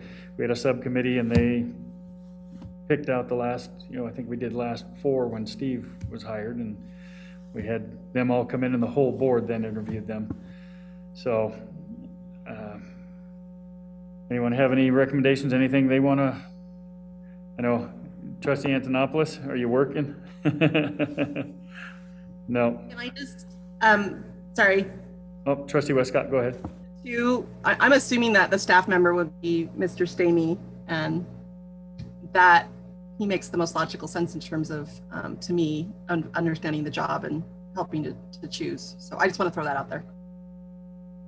Yeah, not a problem. Go ahead, Trustee Wood. Let's wait till Maureen comes up with her ruling on the executive session and then go from there. All We right. can do it in a private session. It makes more sense to do it that way. Yeah, okay. And let's If go not, ahead. we'll have to go with a committee. Yeah. All right, let's move ahead then. Chief, you're back. Oh, go ahead.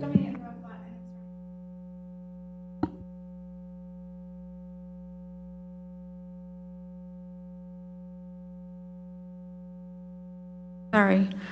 I thought Jamie had her hand up, but I don't see her hand up anymore. Which Jamie? Okay. Thanks. All right. Chief, Are you sure? do you want to say something else? Yeah, I would just like to have a real clear idea of what our process is going to be, because it's fuzzy. And I've done a lot of hiring, and I thought we had already had some conversation that we would decide how we would narrow it down, and that the whole board would then interview the candidates. And that would be my recommendation. But I definitely think that we also, as a board, should decide who our 2 elected officials are that are represented on the subcommittee, if we're going to have one. And I completely agree with Trustee Westcott that Steve should be a part of it, but I also think there should be another staff member that's a part of it, at least one, because they work with him every single day, and they will work with the new town administrator every single day, and that is important. Have employees hiring their boss.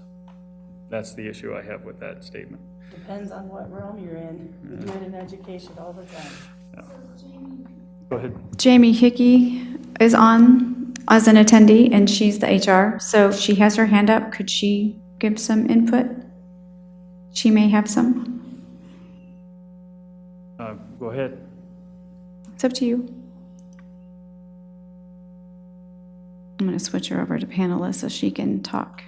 Mayor, while Ms. Blackston's doing that, I've done my research and I have an answer. Go ahead. I forgot that just in the summer of 2020, during this pandemic, there were 2 district court cases down out of the south part of Colorado that did allow for executive sessions for the purpose of narrowing down to a group of finalists. You can't pick the finalists, but you can the finalist, but you can narrow it down in an executive session. At least we have trial court decisions saying that. Now, that's not precedent for us necessarily, but it's pretty instructive. So it's funny, isn't it, that here it was just like a few months ago and that this issue hasn't been previously decided until that time. But, so an executive session is an option on the table if you wanted the whole board to go in and do that. And I would much prefer that you would do that through that method than sending out copies of everybody's resumes by email to everybody. Agreed. No, I think that's it. Since we can, then I don't think anybody has any problem with that. We have the executive session and go that direction. Anyone have any problem with that? Okay. I don't know what the date is for submission of the resumes. Do you know, Steve, off the top of your head, or Linda? I think the ad says open until filled, but the first review will start after May or after March 31st. Okay, so we should have the initial pool of applications by March 31st. Correct. All right. Jamie, did you still have something to say? No, Mayor, I don't. I actually, Ms. Strand kind of gave what I was going to suggest. She answered my question based on the executive session. So. Okay, thank you. Thank you. All right, so executive session. All right, Chief, want to try it again? Are you sure? Oh, I think I asked that one time, right? So I don't know if you have any questions about anything that I wrote here. The only thing that I've got to talk about is the community effort that happened the other night when we had the 2 missing girls. So of course the parents and friends and family members posted that on social media even before we were involved. So there was a search ongoing before we even knew that there was missing kids, right? Which is fine. I mean, that's great when people are able to reach out to their neighbors and their friends and their families and do that to try to come to a solution. So I guess I want to thank the community and everybody else that was involved in this for helping out. And fortunately, that turned out good. It turned out okay. And it was just 2 little girls being little girls. So, but yeah, a little bit of fear and a little bit of anxiety going on there for a few. So, but that's really about all I've got. And we're in the process of hiring an officer again because last one, apparently the cold was too much for him and he went back to California. I mean, that's not really what he said, but I really think that's part of it. So. Is that position posted yet? Yeah, just reposted it. I mean, we just hired him. He was here for 2 weeks and then moved back to California. He had a lot of other, I think, issues that he thought might rectify when he moved, and it didn't. You know how that works, right? Issues don't rectify by running from them. So I think that's what happened. So we're in the process again. If anybody has any questions or anything.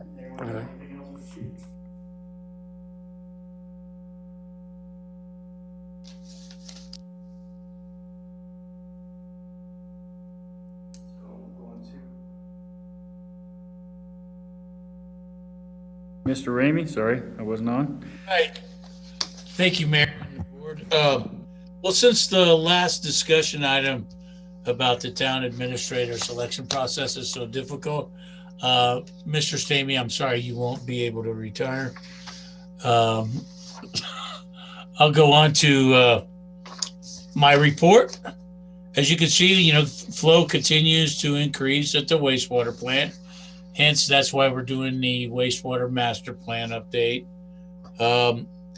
The amount of dewatering that we do on the biosolids shows that while the volume of gallons went down, the amount that we haul out has increased. That just shows that we're getting better at dewatering than when we first got that piece of equipment. Water side, again, we're showing almost another 100,000 gallons a month increase over 2020. Other than that, everything is going pretty good. I do have a slide that I would like to share with you of some things that we've come across the last month. As you recall, at the last board meeting, I asked that we'd be able to have Linda send out a notice in the board water bills of a shutdown that we were going to do late at night. And can everybody see my screen? Yes. Show you what we were working on. This is an isolation valve that comes off the pipe that comes from the water tanks that sends pressure to the system. And in 2018, when we were required to upgrade the water plant as well as improve the corrosion control, we started adding sodium hydroxide to the water, which is alkali that increases the pH. But you can see on this picture what it's doing to the internal components of our system, and it's creating a pretty thick film that does not allow us to isolate or actually remove a piece of equipment. So the shutdown was to remove this valve and replace it with a new one. And that didn't go so well. We shut the water off at 2 o'clock. We started to allow the water to drain out of the lines so that we could replace it, but the water would never stop. So what we did, I didn't want the pressure to get below 35 PSI. So I said, all right, well, let's call it.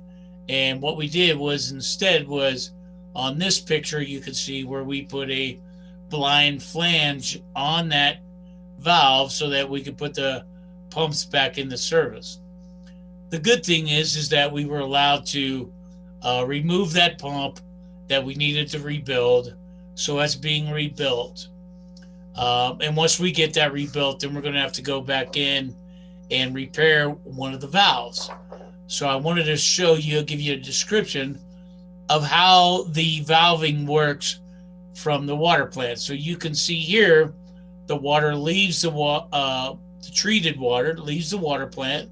There's 2 isolation valves that then go to the inlet parts of the tank that you can see. This is where the water goes in.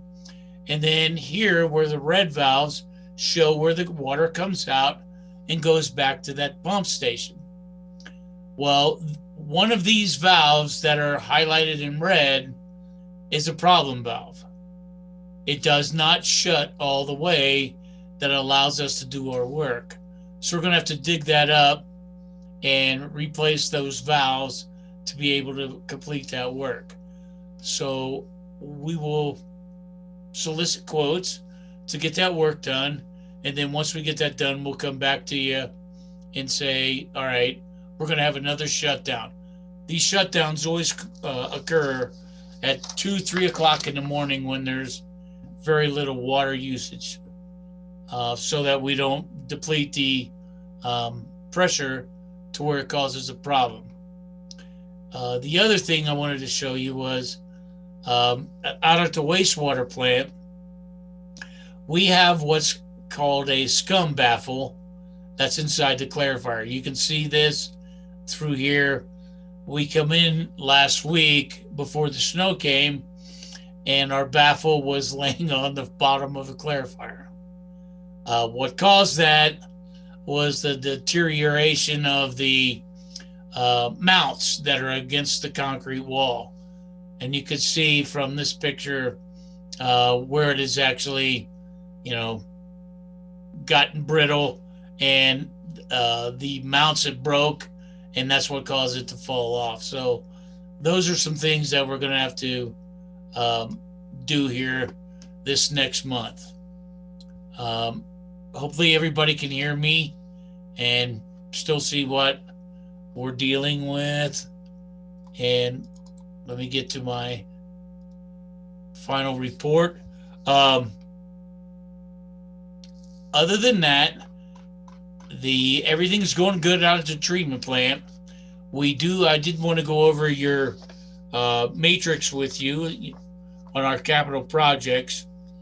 what we just discussed was the pump overhaul. We still have the membrane replacement inspection that's scheduled for March 29th. Everything else on the water is all, it's based on being able to get the ground to put the water tank in and doing some engineering on the deep well as well as the interconnect with East Cherry Creek. Wastewater CIP projects, we did get all our videoing and cleaning done. The only part we have left is the part from Blue Lakes, which the farmer is so generous to cover up all our manholes in his farm field, which we'll get to. And then the big ticket items for this year, which were the new admin office building, as well as office or asphalt paving around the plant. In lieu of where Mr. Frischetti is with the review of the wastewater plant and all of its components and getting ready to upgrade that facility, which we'll be required to do, I feel like it'd probably be better that we would push that expenditure off until we do the overall construction. I think we'll get a better price if we include it in the upgrades than we would if we were to go out as a separate bid. And it just makes sense. As far as the skid loader for doing the biosolids, I think we'll hold off on that as well as the asphalt pad until we know how everything's lined out. I do believe that we could save some money on hauling biosolids if we went ahead and got the dump truck instead of having somebody haul it for us. So we're starting to look into that to be able to buy a dump truck. Other than that, everything else is going great. Does anybody have any questions? Questions from anyone? Trustee White? Yes, hi, Mr. Ramey. I was just curious. In the beginning of your presentation, you mentioned that buildup was caused by like an additive. So is that something we're still adding to the water? And if so, won't that give us the same problem later? So I'm guessing my question is like, is that going to change or add some extra like maintenance to make sure it doesn't break again? Or Good pickup, actually. And I failed to provide you that information that we're going to change the injection point of that chemical to where it doesn't cause that, to where, but we need to do that.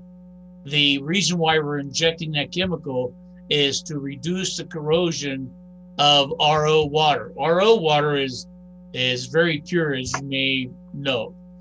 And when you change that component of the water and you make it more pure, it becomes more corrosive. So the chemical that we add is actually to stop the corrosion. So we will change that injection point so where it will no longer hinder that problem. Okay. Anyone have anything else? All right, I don't see anybody have any hands up, so thank you, Mr. Ramey. And I want to thank Mr. Johns for plowing us out today. Oh, they should have been the last ones on the list. I know. All right. We know that. All right, Mr. Johns. So I have my kind of my normal board report, but I kind of wanted to address and get the board up to speed as far as a few other things current with Public Works. We did have a new employee start today, so we are at 5. Kind of threw him in the fire, so kind of the big priority right now is just the snowstorm and where we're at and the status. So I kind of wanted to address that a little bit. The crews have been out since Sunday, basically trying to remove the snow and stay on top of it to the best of our ability with either a grader out, a loader out, dump truck, pickup trucks. I went out in the backhoe today because we had some mechanical issues with the grader. So we have been working diligently, long days, basically skipping lunches, just trying to get as much moved as possible. We were able to get through every road, every cul-de-sac, dead end today. A lot of it had to be done with the front end loader, just because of some of the areas in Silver Peaks, Bella Vista, certain areas that were prone to drifting had 4 to 5 foot drifts. Numerous times we've got trucks stuck, we've got the grader stuck. Unfortunately, I've got it stuck 3 times. So the loader's the only thing that luckily we have not got stuck yet. But the continued plan for the rest of the week is continue to try to stay on those one pass through every road. There are certain areas that we were only able to get maybe down to about 4 or 5 inches of snow. We're trying to start to widen the intersections so that people can pass any areas in town that we have homes, but potentially no homes on the other side. We're going to try to widen those areas. The issues that we're having are just traffic trying to get up and down the roads. That's the issue we're having with just the snow removal. We're going one direction, someone else is coming head on at us. We can't get traffic around that. So we've got 4 168th, 6, 39. All of the major roads are open, 2 lanes. We've just now starting to work on the residential. Like I said, opening up intersections. We're going to try to get in front of mailboxes so that the post office can get to them, and just widen those intersections in any areas that are possible so that we can allow for people to pass, even just going up and down. I mean, Amazon was out delivering today. They're stopping on that 1-lane road. You can't get around. It's completely stopping traffic. So that's kind of where we're at. It's going to be the rest of the week. As far as snow removal, probably potentially into next week. So we're working fast and furious as much as we can. Thank you. Trustee Westcott? You guys are doing a tremendous job. This is a historic storm, as we've all mentioned, and we won't see this again for 20 years, and it's not going to go away overnight. And I totally get that. I think my big question today is, we were trying to walk from one end of Silver Peaks to the other end today, and our neighbors have done a great job for the most part of getting out and getting that snow removed from sidewalks. Just a really great job on that, and that's not an easy job. I mean, my husband was out doing it for 5 hours, and I didn't give him any help at all. So that was a hard thing. But I am noticing that there are still sidewalks that haven't been shoveled. And I don't know that we necessarily, code enforcement in the past is out doing that, but when kids are trying to get to school, when there's, 2 feet of snow on the sidewalk, that means they're going into the street, and that's concerning to me. So I guess my question is, how are the sidewalks, how are we making sure that citizens are actually clearing the sidewalks? Mayor, can I address that? Go ahead. So yeah, there is an ordinance that it's on. There is an ordinance that addresses that. You have to have it within 24 hours after the snow falls, or after the snow is finished falling.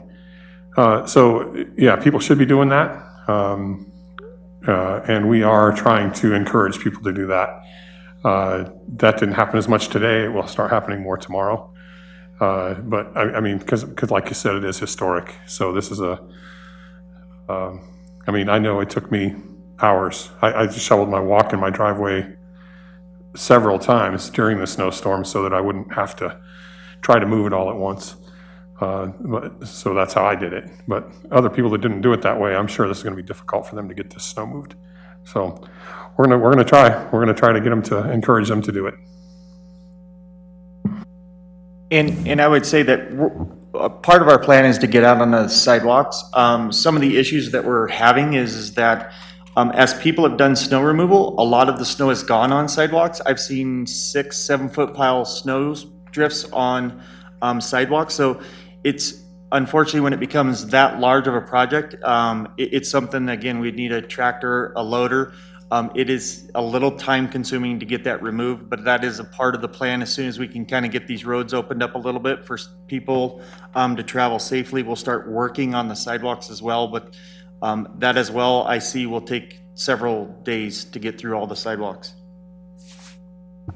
Okay. Anyone have anything else? Trustee Jeffrey? Okay. No, you guys have done a phenomenal job.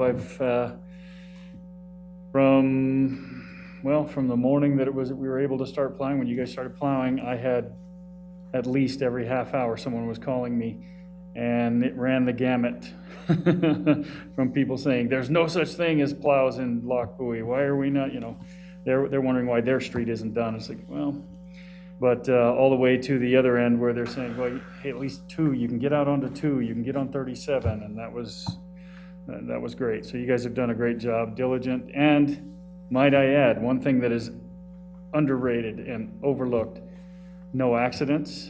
You guys had no accidents, you had no damage, you guys, and that's hard to do. You guys are working 15-hour days.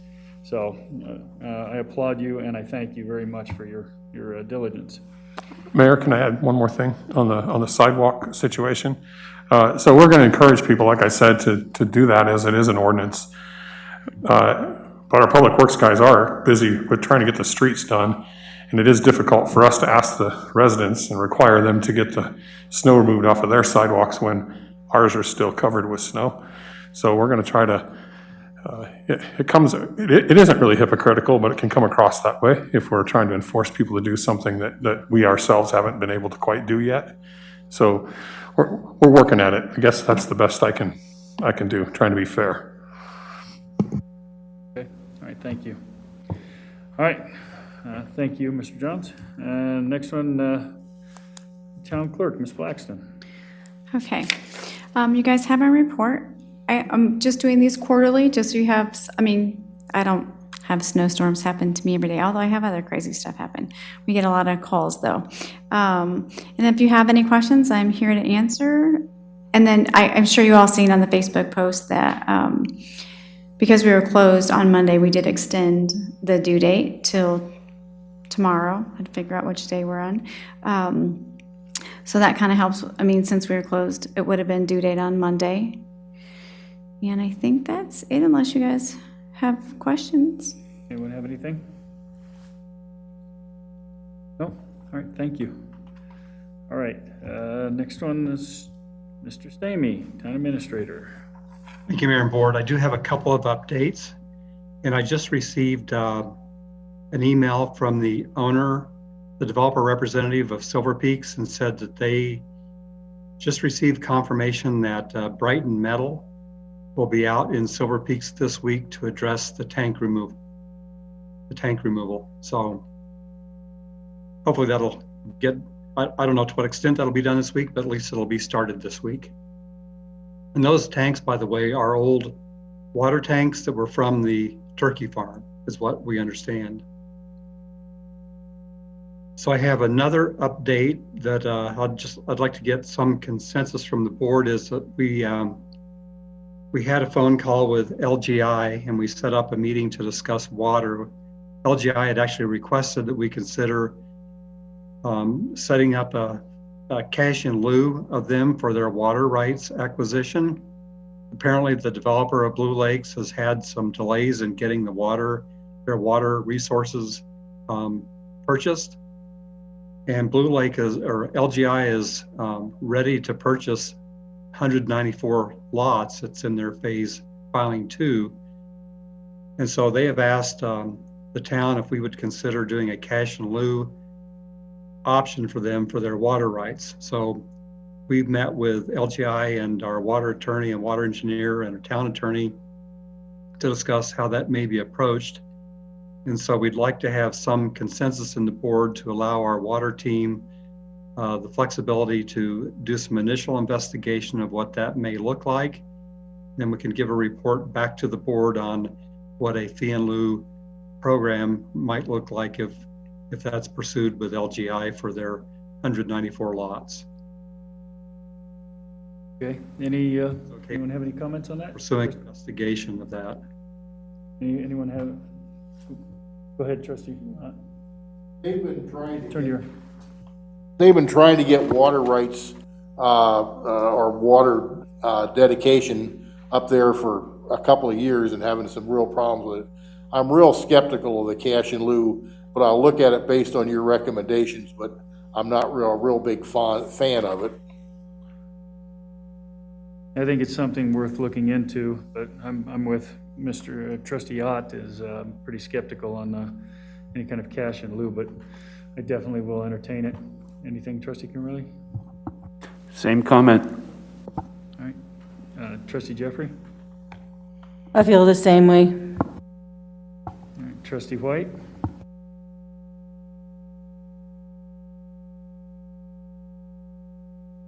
I agree with Trustee Antonopoulos?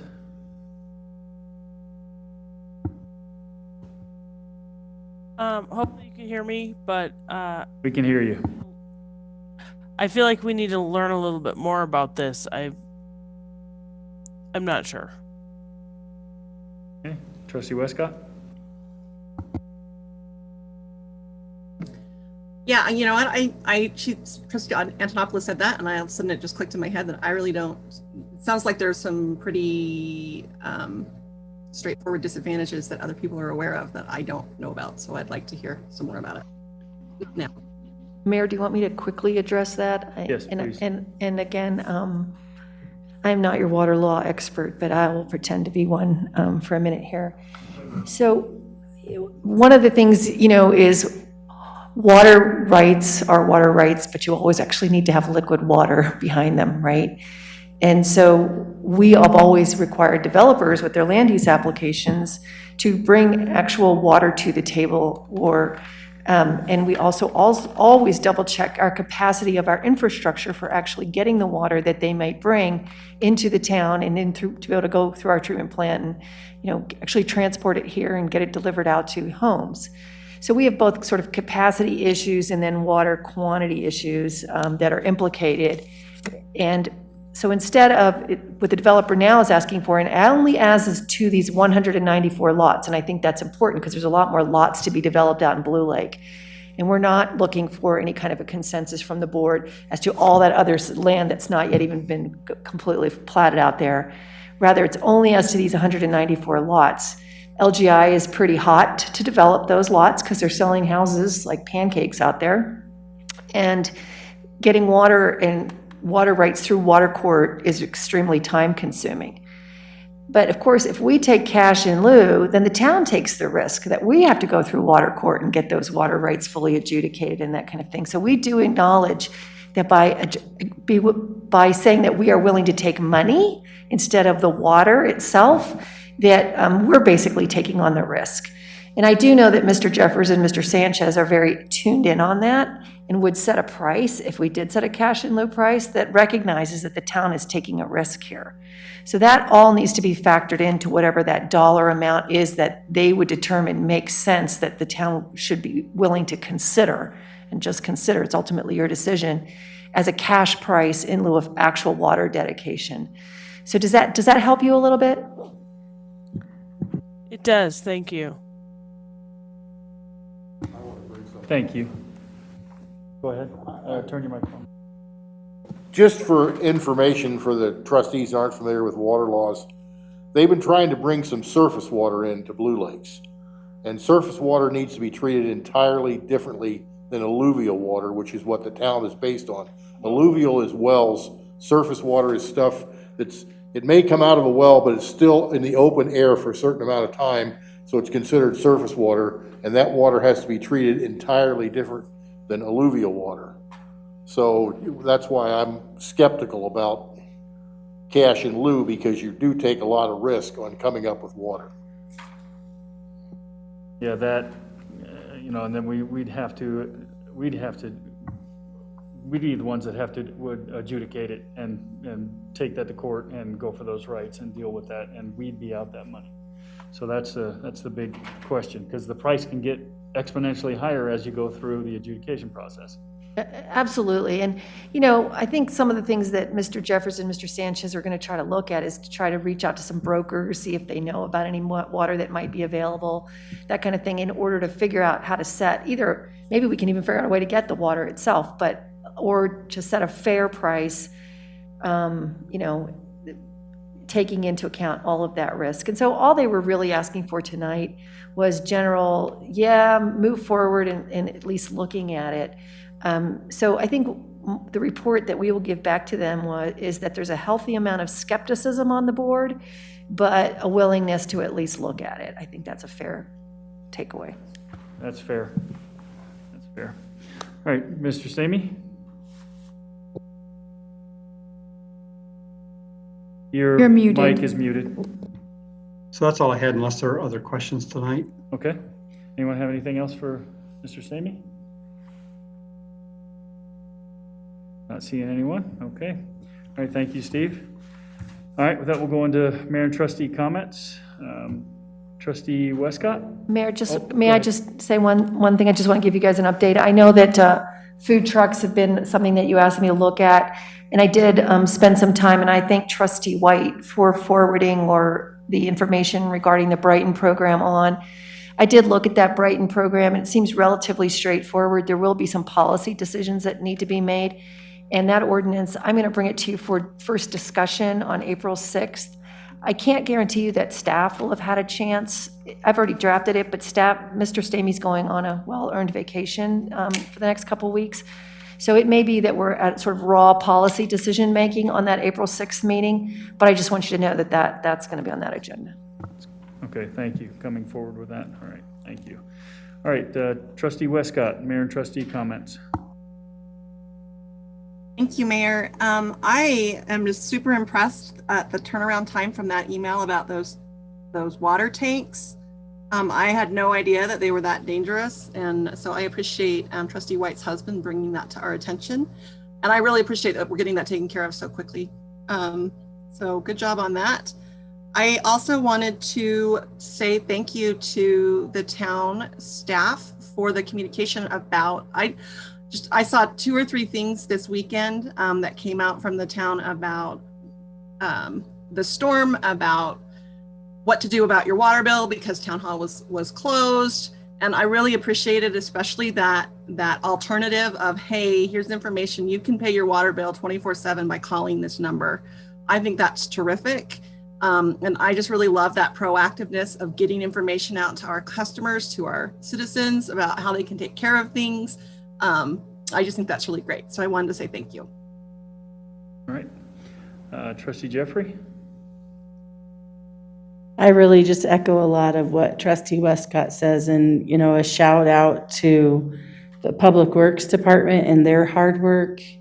Not only like working 16 hours a day out in the snow trying to clear it, but then taking time to put updates out on social media so that people are seeing where we're at and what they're working on. Like, I really appreciate you, Mark. Thank you. Trustee Antonopoulos? More of the same. I actually do really appreciate Trustee White's bringing that to the board's attention. I had to pull my kids off of that water tank last year. So I do understand, and I wish I would have brought it up earlier, but I just never really thought about it. And so I really appreciate what she did about those tanks. And all Public Works, you guys have done a great job, and it's a thankless job, but you're doing it awesome. Thank you. All right. Trustee White? I also just wanted to say thank you guys for everything with the storm, and a special shout out to Mark. I know just being a delegate with the HOA, I know that your name's out there. You've been super easy to work with. A lot of people are noticing the updates and stuff that you're posting, and you've just kind of taken over as the face, getting kind of the updates out to the public. So we really, really appreciate that. And then I had a list of things, and I think some of them have already been covered. And Mayor, is this the correct place for me to address these issues that I had emailed you? By all means, this is your moment. Okay. So it looks like the food trucks was addressed. My second concern was wanting to bring up a talk, and I guess it's been tabled till next time, about the billing. I'm really concerned about the billing system, and I'm strong for bringing that back into house. So I'd like to see if anybody else is up to discuss that option. My third point, Maureen had sent out a great email about the library update, so thank you for that. That answered my questions on that. Number 4 was the historic building, which we also covered. And then my last one is dispensaries. I'm interested in knowing where everyone is on thoughts about dispensaries. I know that we tend to shadow a lot of what Brighton does, and I know it's been a discussion recently over there, and I'm interested to know if that's something this board is even interested in possibly discussing at some point. Well, I know at one point we had actually taken it to a vote, and it was predominantly against. And then it was supposed to, we had talked about bringing it back up to another vote, and I don't think it ever really happened. So I think that's something that this board could potentially revisit, most definitely. So, yeah, I don't know. With that was, I saw an article that I would love to forward to everyone about the new rec center that opened up in Aurora. It was completely funded by marijuana revenue, tax revenues. And I think that's something the town people out here have been wanting. They want a pool, they want somewhere for kids to go and play, and I think it's worth a discussion. So I appreciate everyone's time. Yeah, I think that would be something, I think the board would, you know, I'm not speaking for everyone, for myself, I think it would be something I would be willing to look at as well and take into advisement. Anyone want to put that forward? Anyone have anything they want to say about it? No? Okay. Well, we can discuss this another time. I'm going to jump in here real quick with Mr. Kummerly. Just wanted to take a moment to thank everybody for the last couple of days. It certainly has been extremely trying, and I think I finally convinced my wife to let me buy a snowblower or a gator or something that can jump in and help you with those sidewalks. The only other thing I wanted to share is hopefully when the weather breaks, sometime in the spring, that one of my scouts will be working on his Eagle Scout project, and we will be having a flag retirement box placed at the fire station. Trustee Ott? Got a couple items from the CML. This one's come back up again. They're trying to modify the bond, jail, and arrest standards. Again, this is sponsored by the ACLU. It's Senate Bill 21062. And basically what they're doing is they're trying to give somebody a pass to miss 3 court appearances and still not have to post a bond for not showing up or anything else.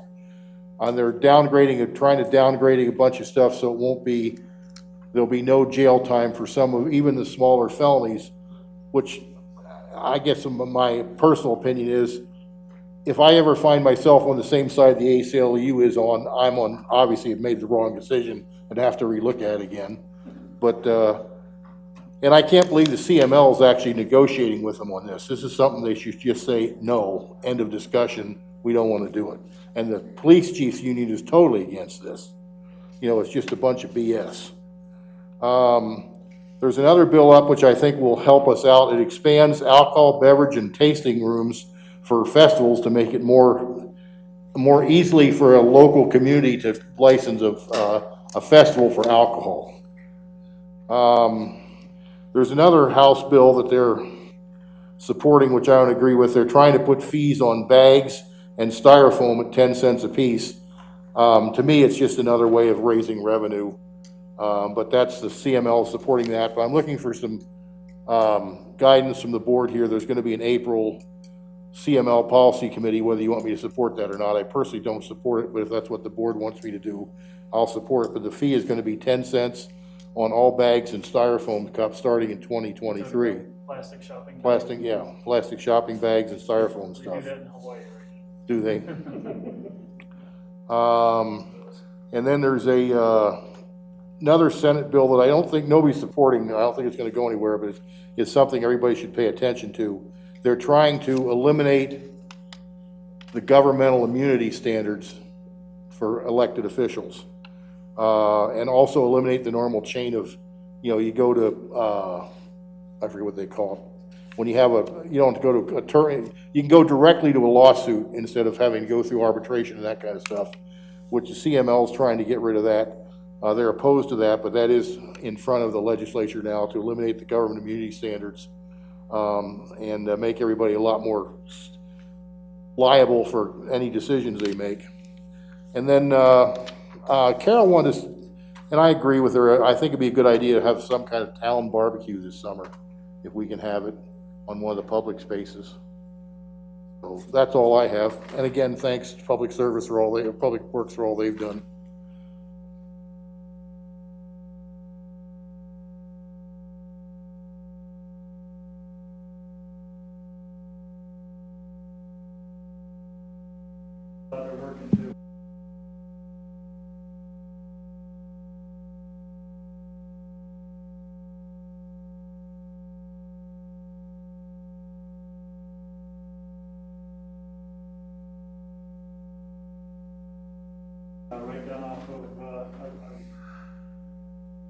Out this way on Bonanza. I'm sorry, but can you make sure that your mic's on? Okay. Thank you. And 4 children went flying by, underage kids went flying by on ATVs, and I almost took 2 of them out, and I was only doing 25 miles an hour, but they just cut around me. Luckily, Carlos got him, Lieutenant Ramirez. Can I comment a little bit about this issue? Sure, go I was ahead. actually forgot I was going to bring it up again because I'd forgotten to. But yeah, we contacted those kids, and I think we made them walk the bikes home and talk to their parents. Lieutenant Ramirez actually stayed behind them in the car and made them push the bikes Yeah. all the way home. Yeah, and then I think he talked to their parents about that, so I'm hoping that will help with that one. I don't know if anybody's seen a yellow one. Okay, that one won't be doing this anymore. I don't know if anybody saw the hubbub. It was probably Thursday or Friday out in the field. That was him crashing when we were trying to catch him, and he went into the field and he got hurt actually pretty good on that whole situation. So that's a bad thing. And he had a passenger on the back of that bike who did not get hurt, which was fortunate. But they tried to contact him on the street. He jumped over into the field over there and didn't make it out. So that one's done. I think he totaled the bike, and fortunately he didn't hurt anybody else because the way he was driving around here, that was possible. So hopefully some of this is rectified itself now. Hopefully. Well, and that, to my point is, especially to make it easier for you guys to do enforcement, I wanted to see what the ability is of putting signs in the power line easement right up on the road saying, no, because these guys think that that's the place to go ride, is right up and down that easement. So, I think we'd like to look into putting some signs up there so that the police do have that little bit more, there's a sign, If I park there and there's no parking sign, well, you guys can't do much about it. You put a Right, so sign there, you can enforce it all day long. Because it's not a no trespassing issue, because people can go recreate in that area, right? So, yeah, I don't know if we could put no motorized vehicles or something. Yeah, I would do a no motorized vehicle and cite the ordinance that, Yeah. I'm sure we have something that we could cite that would reference back to it. Yeah, that was a big concern for me. Okay. And I have nothing else, and Mayor, with that, I have one more thing that I forgot to mention that I would like to talk about, not even talk about, just update. okay. There's on order, I've got a kiosk on order. I don't know if many of you remember when we used to have the drug take-back days, when we would bring medication, people could bring medication to the police department, and we would take care of it. Well, those have kind of went by the wayside, but the state now has made it available, and I ordered one. And so it's supposed to be in any time, and we just have to install it when it gets here. But it's like a mailbox kind of a deal that you can come in anytime that we're open and put those medications in that thing. And I think that'll be really positive. So it comes with pre-stamped boxes. So once we're done, we just load it up and send it back to the state, and they take care of everything. So I think it'll be a nice service for the public to have that. That's good. That's all. And that'll mount inside the house, inside the, Yeah, it'll be inside. It mounts to the floor, so we can put it virtually anywhere in there. We've got a pretty good idea of where we want it. Once they're done cleaning up the snow, maybe Public Works can help us with that. okay. All right, with that, we will get ready for executive session. Do I have a motion? I move to move into executive session pursuant to CRS section 24-6-4.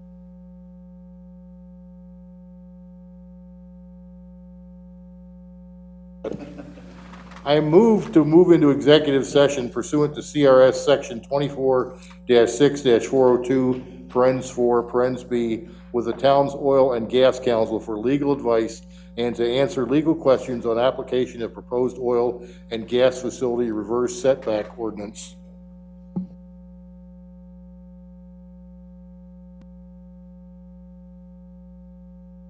I'll second. That? I just needed a second. Oh, okay. Well, we're gonna, Do you want me to take roll call? oh, yeah. Are you ready? Yes. Go ahead. Roll Trustee call. Jeffrey. Yes. Trustee Westcott. Yes. Mayor Mahoney, Yes. Trustee Ott, Aye. Trustee Antonopoulos, Trustee White, Yes. Trustee Kimmerly, Yes. Trustee Antonopoulos. Okay, She's not there anymore. maybe we lost her. Well, He hasn't been feeling well tonight, and hold on. Okay, that was everybody, right? Except Yes. Antonopoulos? Okay. Except for Antonopoulos. All right, the motion carries. All right. Okay, and we're going to actually go into 5-minute